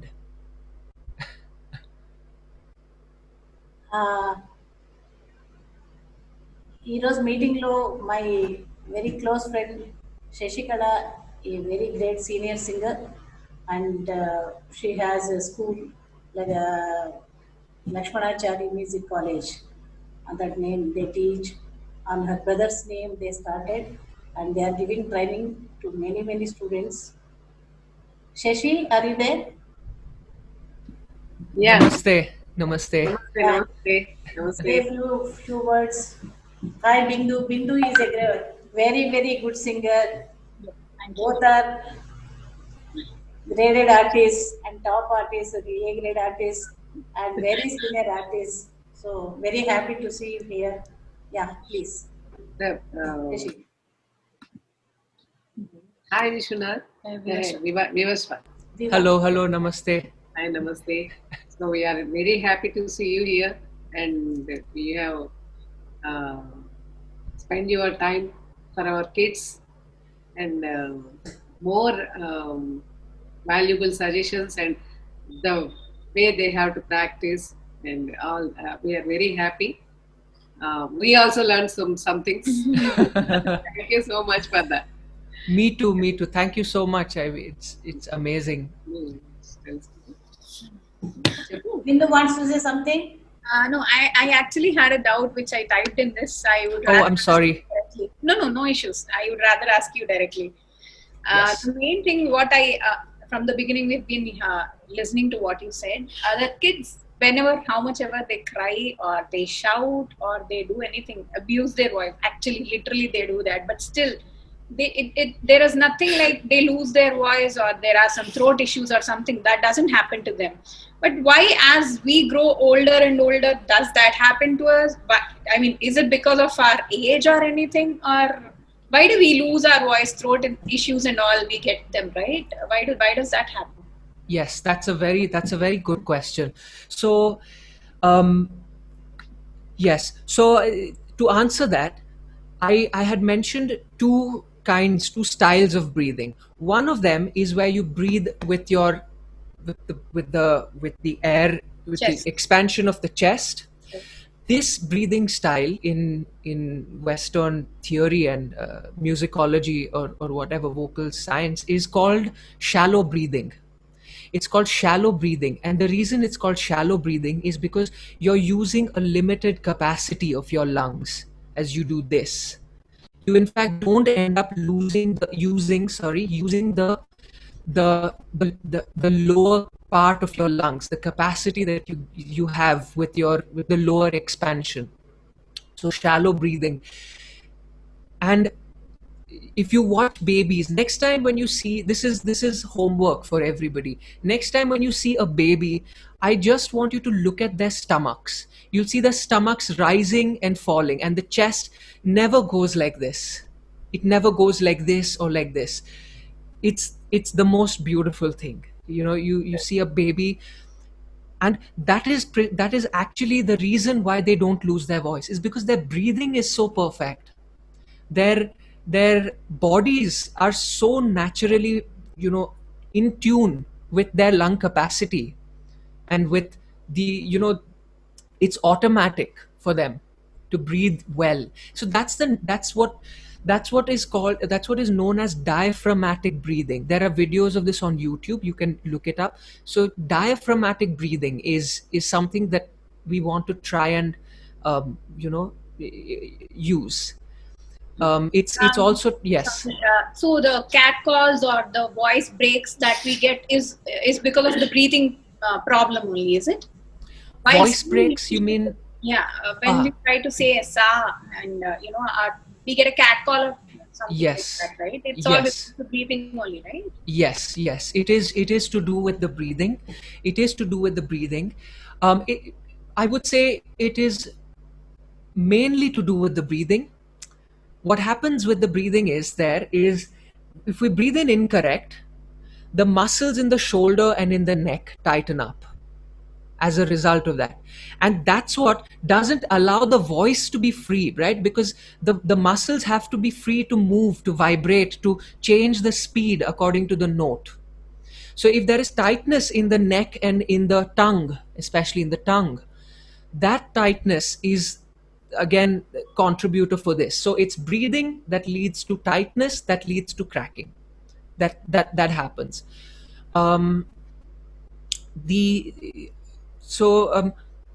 There was another thing I just wanted to talk about. Yes. So the question that you asked, the second question is, why does this change? Why does this happen? Why don't we just, why did we even lose? Why do we naturally lose what we have as babies? Why do we? That's a huge, that's actually a very huge question to answer. And I think there are multiple factors that cause that. And I don't know all of them. I don't know many of them. One of the factors is, I've discussed this with my teachers as well. One of the factors is we are almost forcibly taught sometimes that this is how we must breathe. For example, you're in your school PT class and the teacher says, breathe in, and the teacher does. So we breathe to show that we're breathing, and we're breathing deep, and we're breathing to show how big we can breathe, how big can our chest expand when we're breathing, right? So we almost teach ourselves this habit of breathing in, breathing in without having our lower part of the lungs expand. That's one reason. Another reason, of course, is posture, right? We slouching, for example, is a very common problem that we all have faced. We all maybe do face it, right? When our bodies are tired, we just go into a slouch. And when we are in a slouch, the thing to remember is you've got a it's like a pipe, right? The air moves in and out of a pipe from the nose, mouth into the lungs. It's like a pipe. Now imagine a water pipe that you use for gardening. Now what happens if you twist the pipe? How does the water come out? How does the water pressure come? It's because there is tension. There is tension where the bend is, and there is pressure, and that allows less water to go in if it's going in, and it allows less water to come out if it's going out. So it's also posture related, and I think posture is a major factor for that. Thank you so much. Thank you so much for the wonderful Yes. suggestions that you've been giving. Good example, pleasure. Viva. Very good example. Thank you. Yeah. Yeah, so there are a few more questions that came in the chat while we were having this session. Right? I'd like to kind of discuss them. Sure. I just go one by one and read it out for you so that people get benefited. Okay. Aditi, you can unmute your audio video. Oh yeah, sure. I didn't realize that. Okay. Many people actually thought it was you because of the host name. Okay. So I'm just going to read out these questions one by one. Okay. Sure. So there was this one question, or rather I would say a suggestion by Christo, when we were talking about the exercises for voice on a daily basis. So there was a suggestion of singing varishes or alankaram or simple swaras, right, as part of the exercise And could that be considered as a voice culture was the question. Now, it is not posted as a question, but I believe some suggestion that's come from Christo, and we can have a quick discussion on that if there is any opinion. Mm-hmm. So this term voice culture is something that comes up a lot. You see it a lot. People teach it, and I have myself gone through training that is voice culture. I am not sure if voice culture really is the right term. Somehow I'm not very comfortable with that term of voice culture. That's not something that I can. Voice exercise. Yeah, sorry, voice culture Yeah, was used by sure. me, not by Christo. I just used that. Okay. It was around the rest concepts that we were talking, and then Yeah. 3 levels of exercise at a body, mind, and voice level. It was related to that. Right. So okay. So to do with that, the points that I have mentioned, generally, I think it's I think it's important to think about singing as not an exercise that you do other than your daily life, other than your, other than what you do. I think singing is something that you have to think about it as as your day-to-day life itself, and for example, right, if you just think about breathing, right, we're breathing all the time. We're breathing even if we're not thinking about it. When we sleep, we're breathing. But when it comes to singing, there is always this temptation of, okay, now I'm speaking, now I'm quiet, and now I'm singing. I think it's important to kind of bridge those things together. So all the points that I mentioned about rest, sleep, warming up your voice, not singing loud, not singing fast, not singing too high, I think that applies to our speaking as well, right? We wouldn't get up in the morning and shout. Actually, I don't think we should shout at all.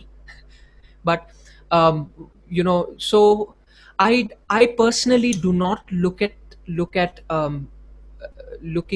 voice exercise and voice health as separate from singing, that you only apply this when you're in alankars, and when you're singing, it's it becomes automatic. I think it's good to keep coming back to these generally, and to try and bring it into our thinking itself and into our lifestyle itself. So I think it's a what the it's about, ultimately it's about perspective. I understand when certain in many teachers try to they go into voice health and all these things, all these things that I mentioned, they go into it in the alankars, and when you're singing, it's only about the music. I think it is good to let it feed with each other, because let the alankars have the same visualization concept from the music, and let the music have the same breathing and visualization and all these things that you would think about in the alankar. So my answer to this question would be, try if you can to not categorize into, now I'm singing, now I look at breathing, now I'm singing, now I look at music, now I'm singing, now I look at improvisation, or whatever that is. Got it. Just in case, Christo, if you're around and if you'd like to add something, please do so. No, I was actually telling about the voice warm up. So if you're going to perform a kriti, it might be good to start with a varnam. Or if you're going to sing a varnam, it might be good to do a sarli versas before that, like a warm up. Yeah, I think yes, that is true. I think ultimately, if you think, however you structure the warm up, however you structure it, I think it's important to realize that you're dealing with muscles, so you have to build it slowly. So the combinations, of course, that that is a different question. But my basic argument here, my point would be to try and build up the warm up slowly and systematically.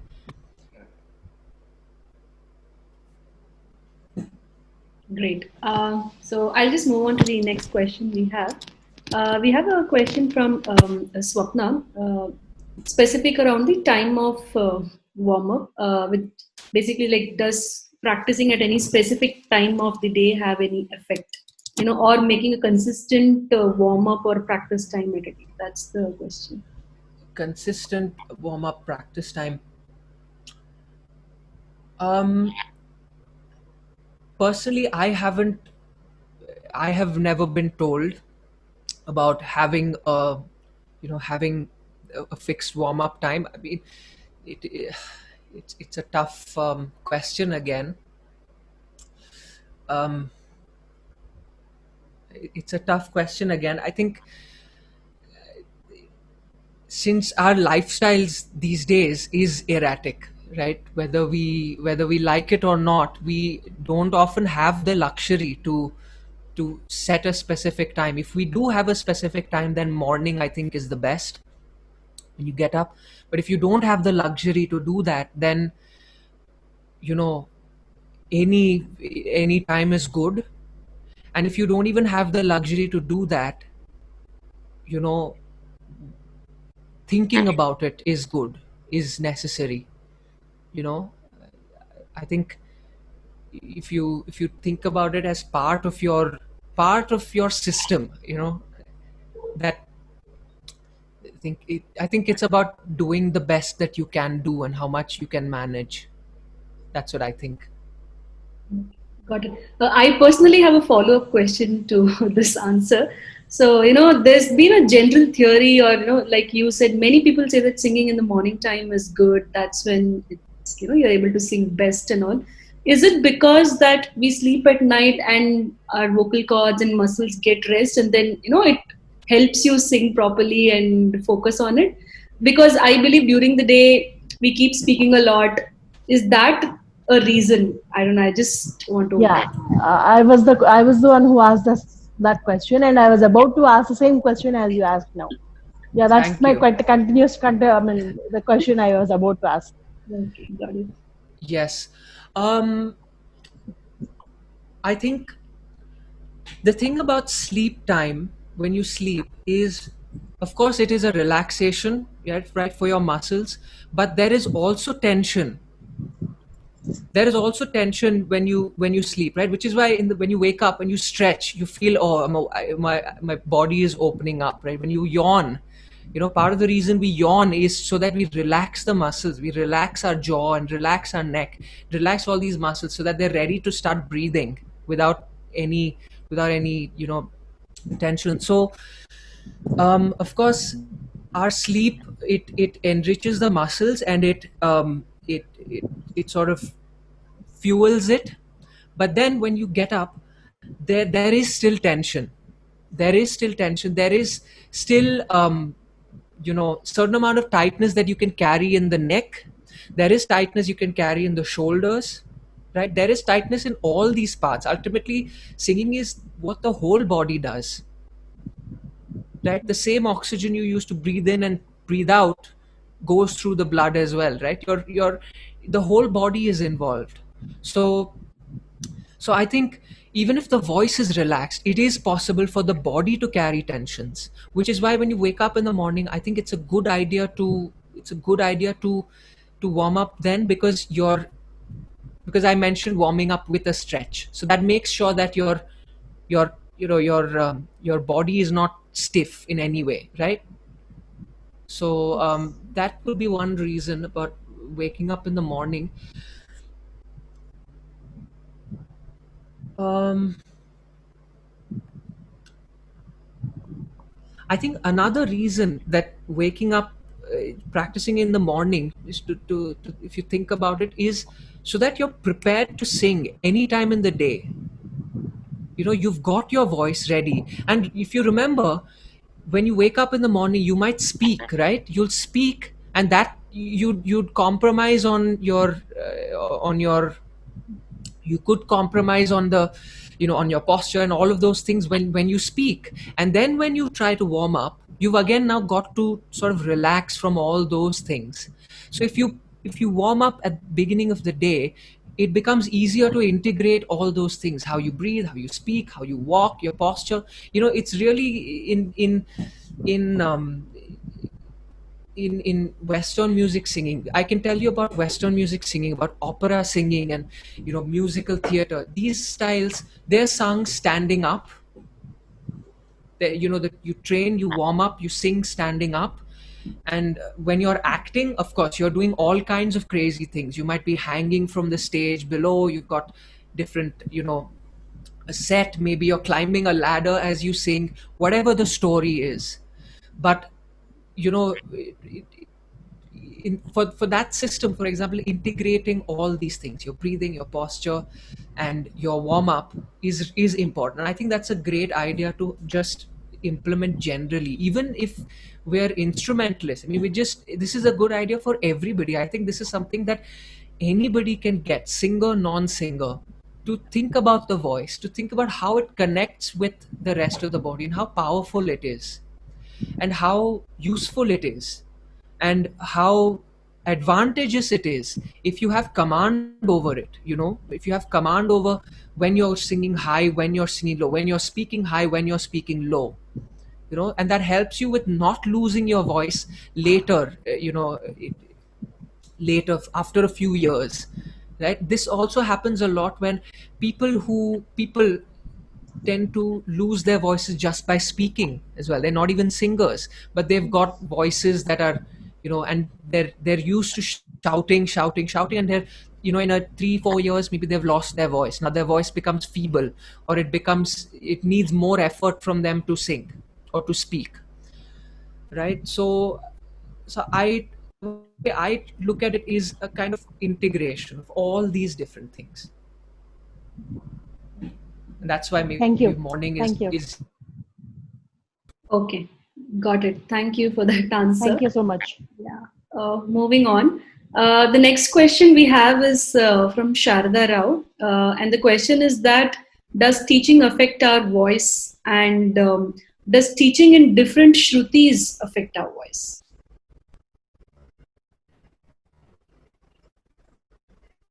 Hello. I see a video glitch with Viva's. Sorry, my connection. Okay. Yeah, my connection just glitched. Yes, can you? Yeah, let me I'll know? repeat the question. The question is from Sharda Rao. Does teaching affect our voice, and teaching in different shrutis affect our voice? Teaching. Okay. Teaching in different shrutis.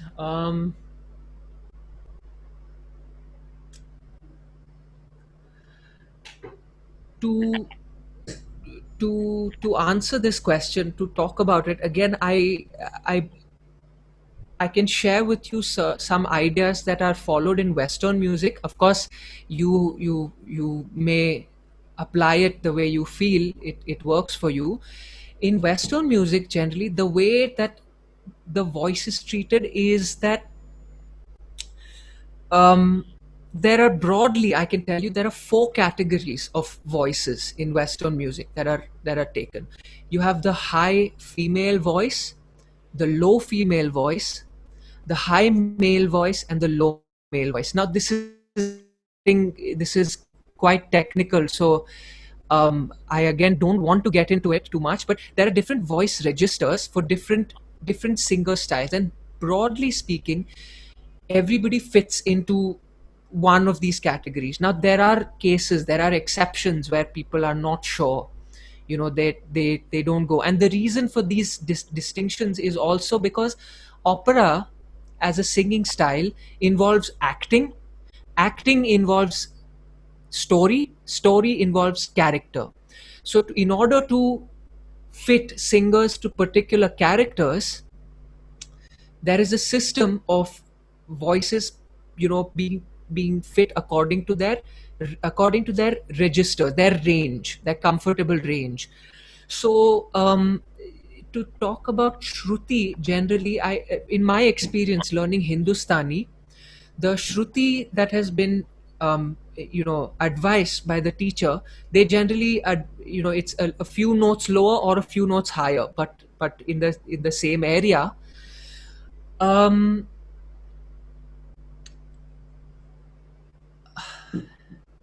I again do not want to be too, to tell something that cannot be really used and that's difficult to implement. But I think to think about the voices being comfortable in a certain place and to spend enough time and to test it out. Test out, a Shruti or two or three if required before it's decided. And again, the thing with our voices, it's changing every day as we grow, as we eat food. Some days our voices are more comfortable singing low, some days our voices are more comfortable singing up higher notes. So there is a day-to-day variation in the voice also. So I think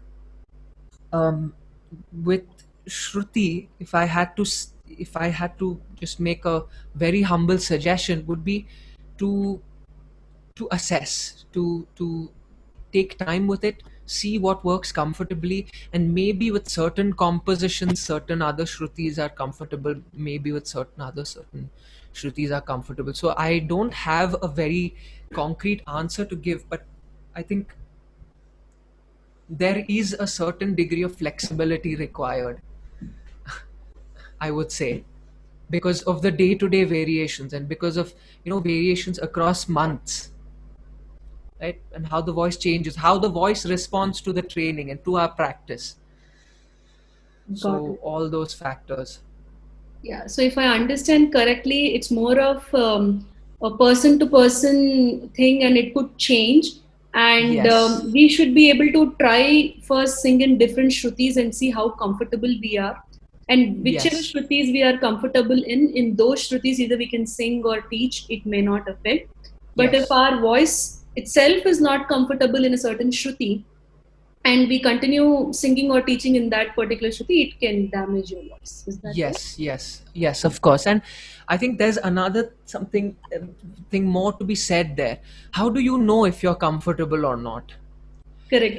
I had that in mind. Yeah. So generally, when you're, it requires, first thing is it requires you to, it requires that focus and that mind in your practice. That's the first thing, as I mentioned that, because if the focus and the concentration is not there, it's easy to say, okay, this is, I'm just not getting it now, I'll try it 10 times more, it will come. But first thing to apply is to apply our concentration, apply our focus, to be there present, listening to our own voice. And that, as a result, then you find a sense of self-awareness. The more you understand your body, you understand your own voice, the better you become at identifying when something is not quite right. It's hard to tell whether it's right now, it's not okay now, but it will be okay in 1 week's time, or if it's not okay now and I should not force myself for another week, or if it's if it's not okay now, therefore I just should quit, not do it at all. That can be difficult at times to say, but what gets you through that is more and more body awareness, self-awareness. How do I feel? If you're frequently getting itchiness in the throat, if you're frequently getting phlegm, now getting phlegm can also be a sign that your posture might be like that. It might be weak because the pipe is bent a little bit. It could be a sign. So it's all these things connected together, but self-awareness, body awareness is key, I think. Okay. So while we were discussing this, I think there's been an interesting fact. There's a follow-up chat going on in this chat box. So I see that one point I'm trying to catch from there is it's Sri Devi. Please, if you want to elaborate as well. I see that she's saying that teaching voice is different from our own voice. This is a very new thing. At least I've not heard much about this. Maybe can we have some discussion around what is a teaching voice versus what is our own voice? I will talk about that. Yes. With permission of Viva. Permission of Viva, sure.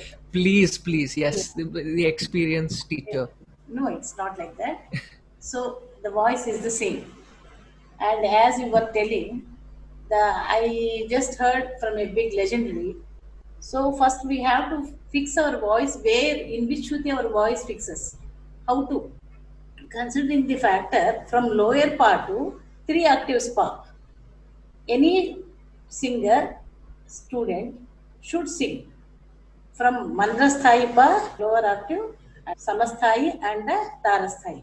So when the student can sing 3 octaves pa easily, so they can fix that Shruti. They can practice in that Shruti. That is the answer given by the big legendary in an interview when I have seen that. The other thing is, if the student is singing voice is different, teaching voice is different, is not at all. When you are singing, whatever else you are singing, you are performing the same with the same voice, you are teaching with the same voice, because the student follows you only. Correct. And I've always assumed that teaching is also singing only. Yeah. Yes. Now the answer is from Vivawasth. And I want to add one thing to that. I think it's also the same voice teaching in person versus teaching online. And it's the same voice learning as a student in person versus learning online. I have personally faced this, because you've got a computer screen there with a microphone hidden somewhere there. You want to go there, want to reach out so that you're heard, right? And we forget that volume in person is not the same as volume online. So it's again important that your seating, your posture, everything is good, is level. And again, to think about your eye level when you're teaching online, right? If the computer is here, remember your eyes are going to look down, and that bends the pipe. So if you're try to have your screen at eye level, that's one tip I can give. Try to have your screen at eye level. So when you speak, the pipe is straight and the voice again is straight, and it helps you with the focus. Where the eyes are, that's where the voice is going. So in a nutshell, even if you're teaching, your posture and everything else should be as good as your singing. That's right. Yes.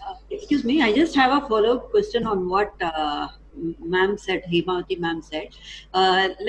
She said that the Shruti, if you're able to sing the Mandrasthaipa, the Sajjam and the Tarasthaipa, then that is your Shruti. When I sing in G, I'm able to sing all these things properly. But when I'm actually singing a kriti, or when I'm singing any piece, that time, is it something to do with stamina? Is it that my Shruti is still G, but if I improve my stamina, then I can really, it comes out well? Or is it that because when I'm singing a kriti, then I'm finding it difficult to go to higher pitch? That is only through practice of the piece, whatever you are learning. And as he said, before that you need more the voice warm-up practices and akara sadhana, all those things. If you do only, then if you sing the kriti and understand the kriti, what notes you are singing that kriti. So many times what happens is, we sing the Kruti only the Sahityam, but we don't understand what is the notation behind that. So when you sing the Kruti, every notation, every swaram, the other person should be able to write. So that much clear we have to sing. So that is the proper way of singing the one composition, any composition. Maybe either Varnam or the Sarliswaram or the Kruti. So the clarity of the swaram, whatever we are singing for that composition, it should be very clear. Because there we are focusing more on Sahityam. It is not like that. Sahityam also should be there, and we have to give bhavam to that. At the same time, we have to sing in how we talk, with the same voice we have to sing. That is it correct, Viva? Yes. When you are not able to sing the composition means you first read the composition. You just read and you tell yourself with the same voice you sing. You try Yeah. in that way, you will get the answer. Yes, and one more thing, if I can add to that, is our compositions are also poetry, and poetry poetry was always written for it to be recited first. And in Western music, definitely this is the case, that first came the poetry, and then you have a composer who makes the music to that. So we have to remember, we're trying to do justice to all these things, and for the poetry to be clear, we have to, maintain that recitation in the singing as well, and have every, the word clear, the line clear, the verse clear, and the composition clear, all those things clear.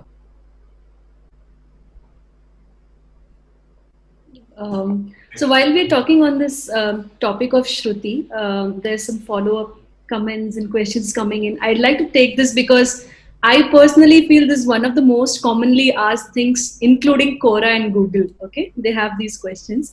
So while we're talking about should we teach in different Shrutis, so we understand that we have to look at our comfort level, practice in all those areas.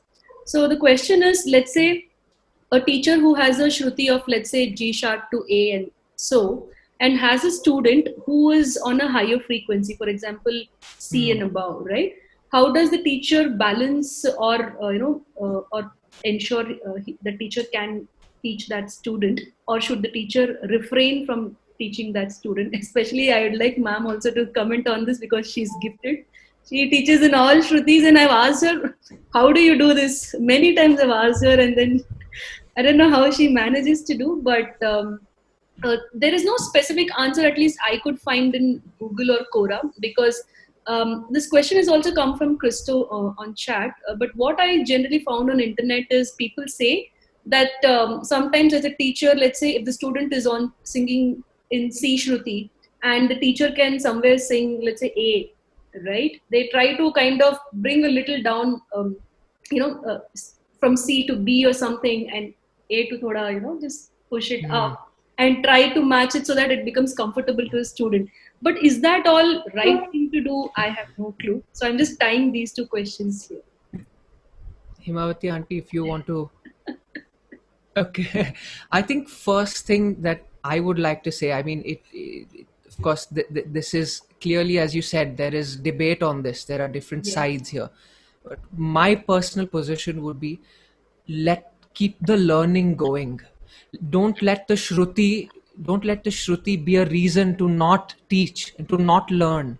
And I think shruti is just one thing, ultimately in all of music. So keep the learning going. I think don't let this be a reason to not teach a student. The other thing about managing, how do you teach students in different things? I think it's about micromanaging ultimately, and for every teacher that works differently. I have learned Hindustani from a teacher who did not change. I sang at her shruti, and I've also learned from Hindustani teachers who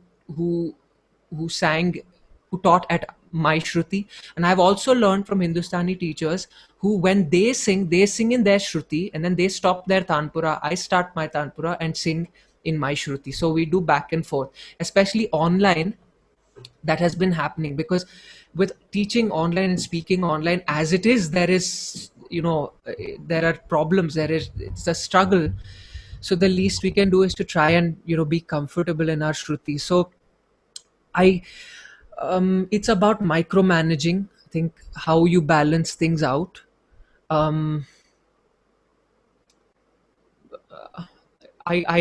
I don't have one specific answer to say, because it also depends on the composition.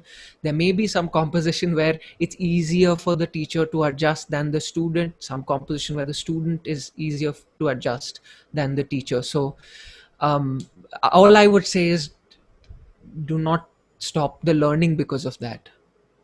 Got it. Okay, I think I'm done with the question. I also took some time. I have There's one question. I have one question for to leave a just suggestion.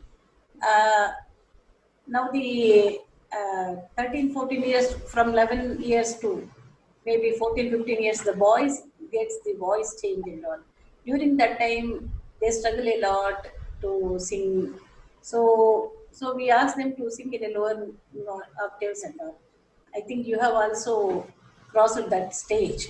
So is there any special care to take at that time to the student, particularly whoever is facing that? I think the first thing is the voice is always changing. It doesn't matter who we are. And also the voice is affected by change, both boys and girls, right?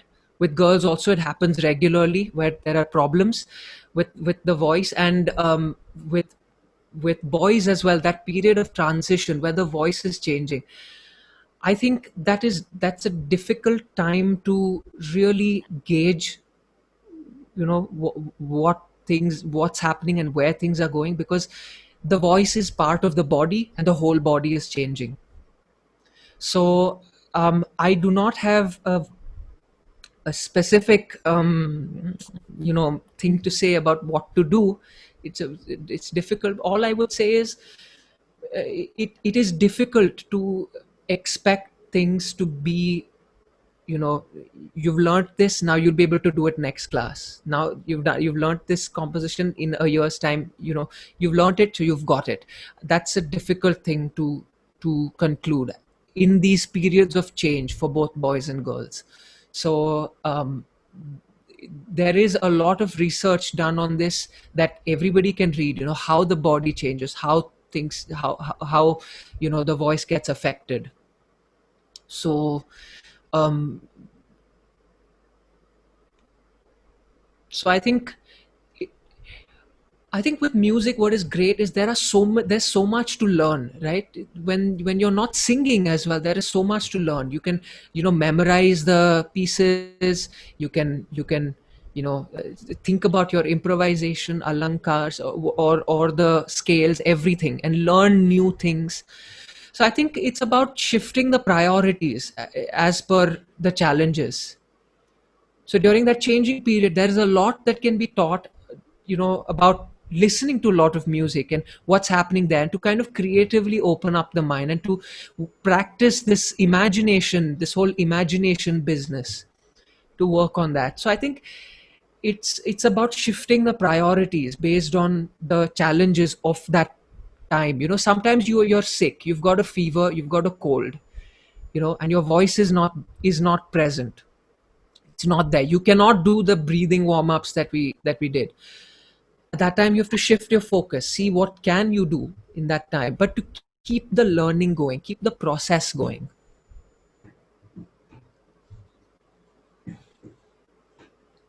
Okay. I have one question which I've reserved for the end because I want to talk about this person.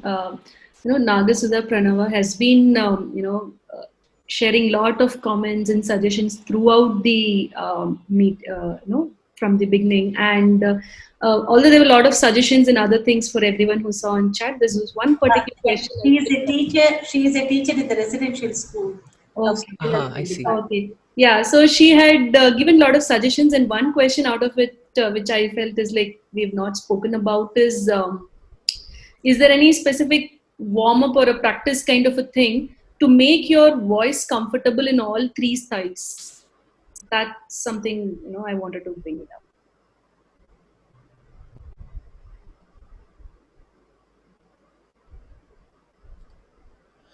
up. Three octaves, huh? Yeah. Octaves. Like for example, me personally, when I sing, at least I think upper re and ga I'm okay, but after that I'm wondering how to sing. That's a major struggle I go through. So I'm sure there'll be many such people. Right. So.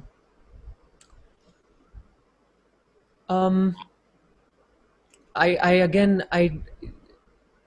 I want to answer it without going into this whole thing about, the voice and the technique and all of that. It becomes too much.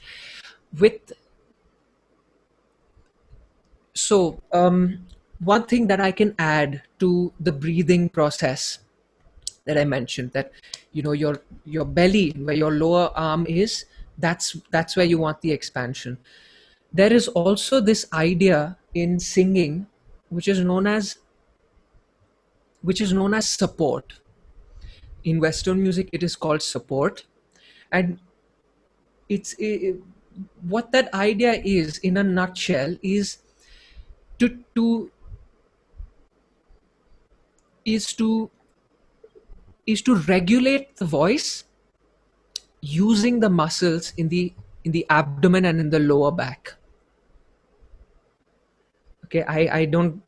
It's hard to explain this again without demonstrating or without No, we will being have able to show. We will have a next session with you with all this. I could. Questions and answers. There are many, still more. Yes. So we don't leave you. Sure. Every question we will get a follow-up questions ourselves. Sure. Yes, sure. Yeah. Sure. I request Sharda Rao garu. Sharda Rao garu is a senior musician. She is a vocalist and veena artist also. Sharda garu, please say a few words. Sharda Rao garu. Sharda Ramakrishna. Is it Sharda Rao? Yeah, I can see The her. audio is muted. Yeah. I think am I saying about the same Sharda Rao? Hello. Namaste to everyone. Namaste. Yeah. Namaste. Thank you so much. Thank you so much for giving this wonderful opportunity. We came to know so many things, and he was so patient to answer everything, whatever comes his way. He's trying his level best and trying many ways to explain it in a very patiently. And thank you so much for everything. Thank you. Thank you. Hemavathi garu and Vishwath garu also. Thanks a lot. It's a wonderful opportunity. Thank you very much. Thank you. Thank you.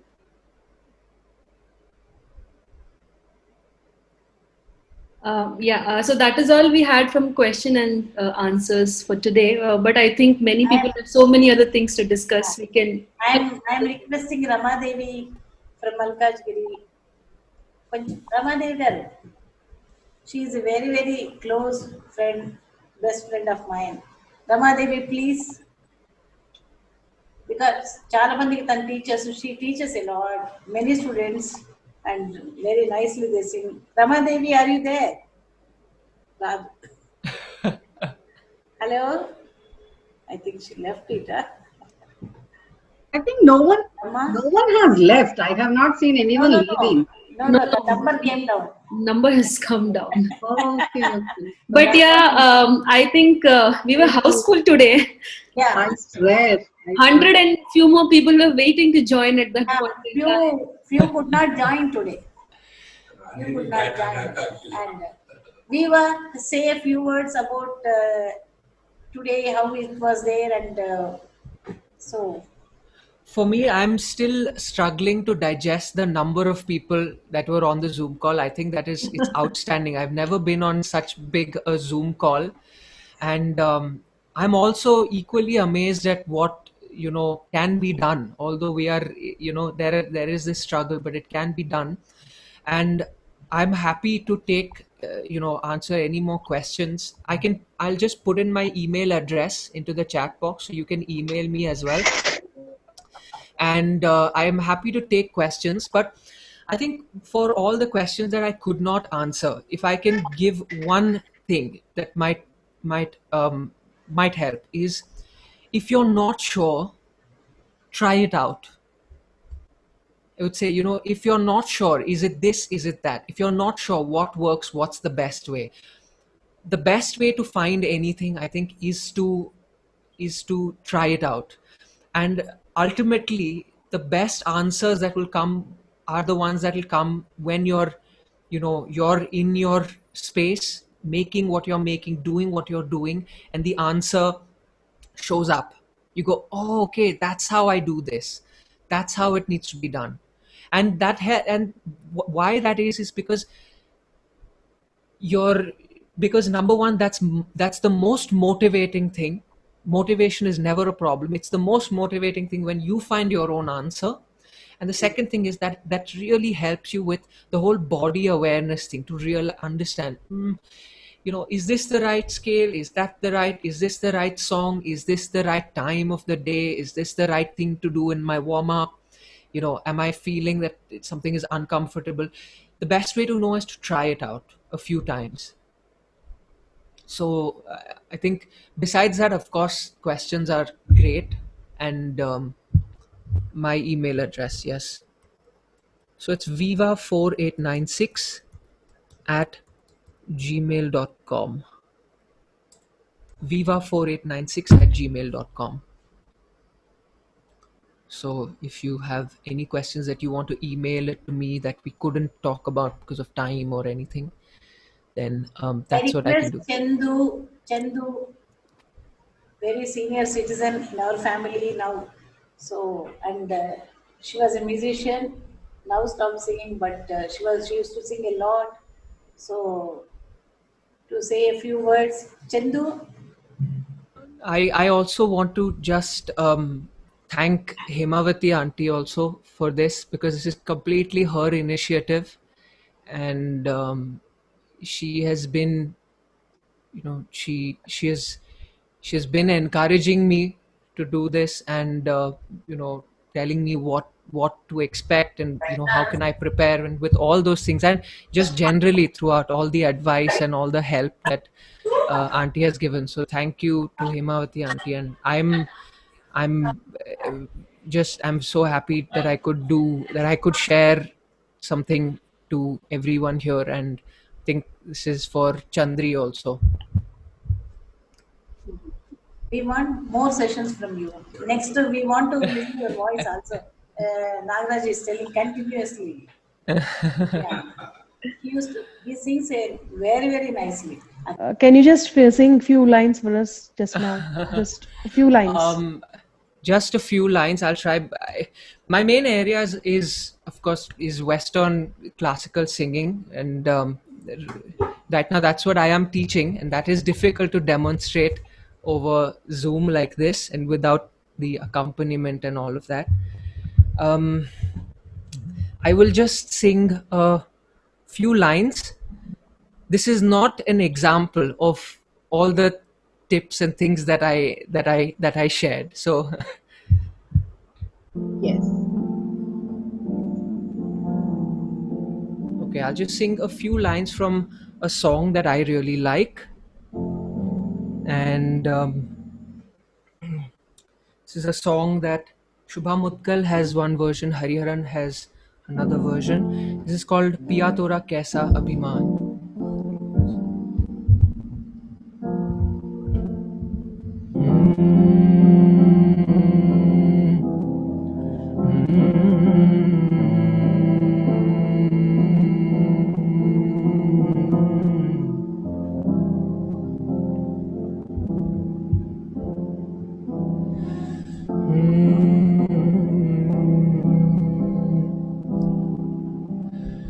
Piya Tora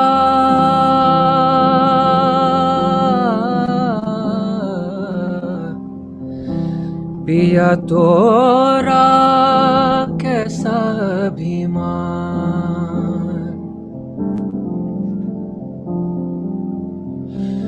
Piya Tora Kaisa Abhiman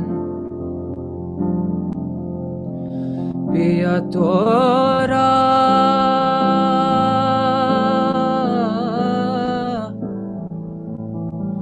Kaisa Abhiman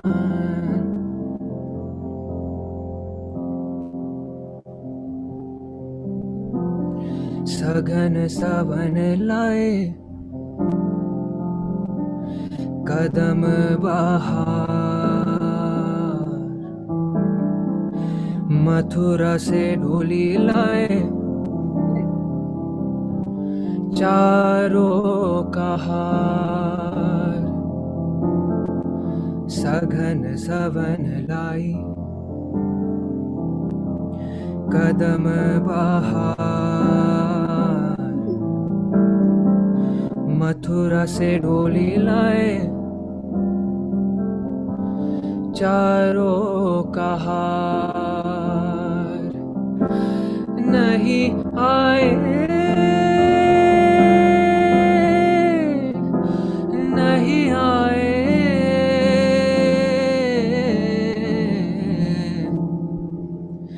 केसरिया बलम हमार अंगना बड़ा सुनसान पिया तोरा कैसा अभिमान पिया तोरा कैसा अभिमान पिया तोरा कैसा अभिमान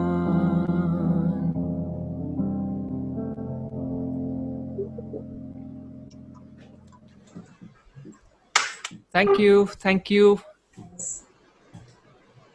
Very, very nice. Thank you, Viva. Thank you so much.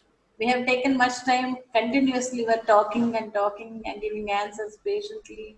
Wow, thank you. My pleasure. First, a big round of applause to Vivawasth. What a wonderful session this is, you know. Everybody, please unmute the audio and give a clap.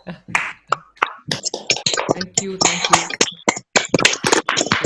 Actually, Vivawasth, when Hemavathi Garu told about you, I was awestruck, you know, with your achievements, that you are an opera singer, you are a musicologist, and so many degrees from all the prestigious institutions. So proud of you, and I'm glad we got this session, you know, thanks to Hemavathi Garu. Thank you so much. I'm sure we all have so many things to take away home, but my takeaway is that, you know, music is the language of universe. That is one thing I really liked. And the story of Kumar Gandharvaji, you know, like you said that it's like music helps us in our internal journey. Ultimately, that is the purpose of music. We don't have to compare that X voice is better than Y's or Y's is better than Z voice. So that is another beautiful thing. And of course, you know, like back should be straight, that wear your height. That is one thing I really love. And I was trying to sit straight, you know, all through. So I hope I did that. Then your rest and planner. You know, we all know actually, that's what we call it as sadhana. The more you practice, every problem in the music has a solution, that is practice. That's what I feel. That's such a wonderful session. And also you spoke about, you know, like humbleness. I remember once I attended Pattamal Garu's concert, when everyone was appreciating what she told is, I know a drop in the ocean. That is the humbleness she has. So I think we all have to take lessons from each one of us. We all, you know, learn so much from each other, and we really learned a lot from you. So official vote of thanks now. This is my personal thing. So on behalf of Chandrika Music Academy, Before that I'm interrupting. Durga is she's a teacher, and her son is a great violinist and vocalist. So I wish he was here. So many legendaries in the music field. So she listens a lot. She is so humble, very good friend of mine. So now, Durga, sorry to interrupt you. No. Thank you for your kind words, but I doubt whether I truly deserve them. Anyway, so on behalf of Chandrika Music Academy, we thank you, Mr. Vivawasth Rao, official name, though I love to call you Viva because you're so young. Yes. For sharing your knowledge with all of us. I'm sure all the students and the teachers are benefited with this workshop. We also thank Tamil Arsi in helping us with all the logistics for the success of this program. We thank Hemavathi Garu, who is a very dear friend to me. Actually, my children learn from her. My son used to sit in her lap and learn. and now I am learning from her. So it's like friendship for long, so many decades, I can say. For taking this initiative to conduct this workshop, we truly appreciate all the teachers, students for taking part in this program. And before I sign up, I would like to say a few lines about Chandrika Music Academy. Hemavathi Garu is the founder member of this academy.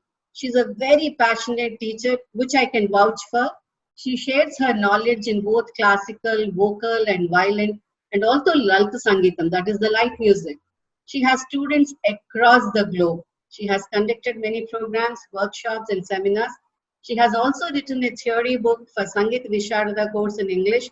That is again commendable. We hardly get theory books in English because most of the books are in Telugu, and nowadays children hardly know any more. Means they can't express themselves in the. I myself can't write in Telugu. I always prefer writing in English. So maybe either they have to learn Telugu or it's, and also music has no language. Tamilians learn, Kannadigas learn. So this is one language which joins all of us from whichever part of the globe you are. So that is again 3 cheers to her also. So with all, if I have said something wrong, please excuse me. I think, but Vivawasth, as somebody wanted, we want more sessions of these. That itself shows how beautiful your session was. Many people are asking for one more session right now. So, and I think we didn't even realize the time is 7:45. Hemavathi Garu told maybe 1 hour or 1.5 hours. But I think it's like, good job. So proud of you and so happy to connect with you actually. Thank you so much. It's. Thank you. I don't want have to any introduce words. Viva's mother, Hemavathi Ramaswamy. Hemavathi Ramaswamy. My sister-in-law. He is my sister-in-law's son. Oh, okay. So, Dr. Hemavathi Ramaswamy. Oh, what shall I say? This is the first time I'm listening to Viva speak also. So I'm quite happy. I am having interacted with Viva. I know that there are musically, and there are a lot of things that he hasn't really mentioned also. But I think then the program would have been, say, 6 hours program. So that is probably for another day. Something about, the Western music, how they can sing at very high pitch and low pitch and falsetto voice and registers, voice registers, all these things. There are lots of things that he has trained in and he has practiced, and didn't discuss too much today, but I think that is for another day, some other time. Yeah, and thank you. And Chandrika Music Academy started, so it's good. Keep it going, and help a lot of students. That's it. Thank you. Thank you, Hema. Thank you.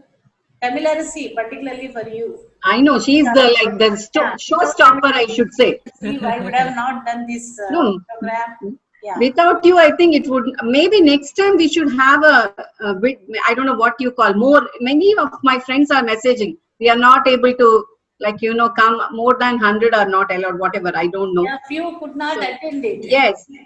So many are messaging me actually. Yeah.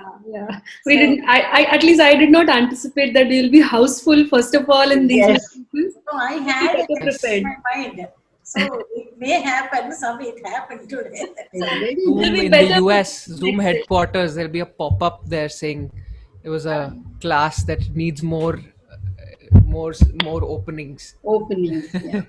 But this is a quite interesting topic. So everybody wants to learn and everybody wants to listen. It was very, very good lecture. So we'll be in touch with you next. We are expecting more and more from you. Yes. So thank you, Viva. Thank you, Thank you so much. Thank you all. Thank you. And thanks to all people. Thanks, Sharda Rao Garu. Thanks, everybody. So. And one last comment from my end to all participants. Thank you very much for taking out your time. This has been such an encouragement for us to do more and more sessions like these. And for the benefit of who have dropped in between for various reasons or could not join, we've recorded this session, and we can share these on a YouTube link or somewhere, so you could listen to it. That is all from my end. Bye, Viva. Bye bye. Thank you so much. Bye. God bless you. Bye. Thank you. Bye.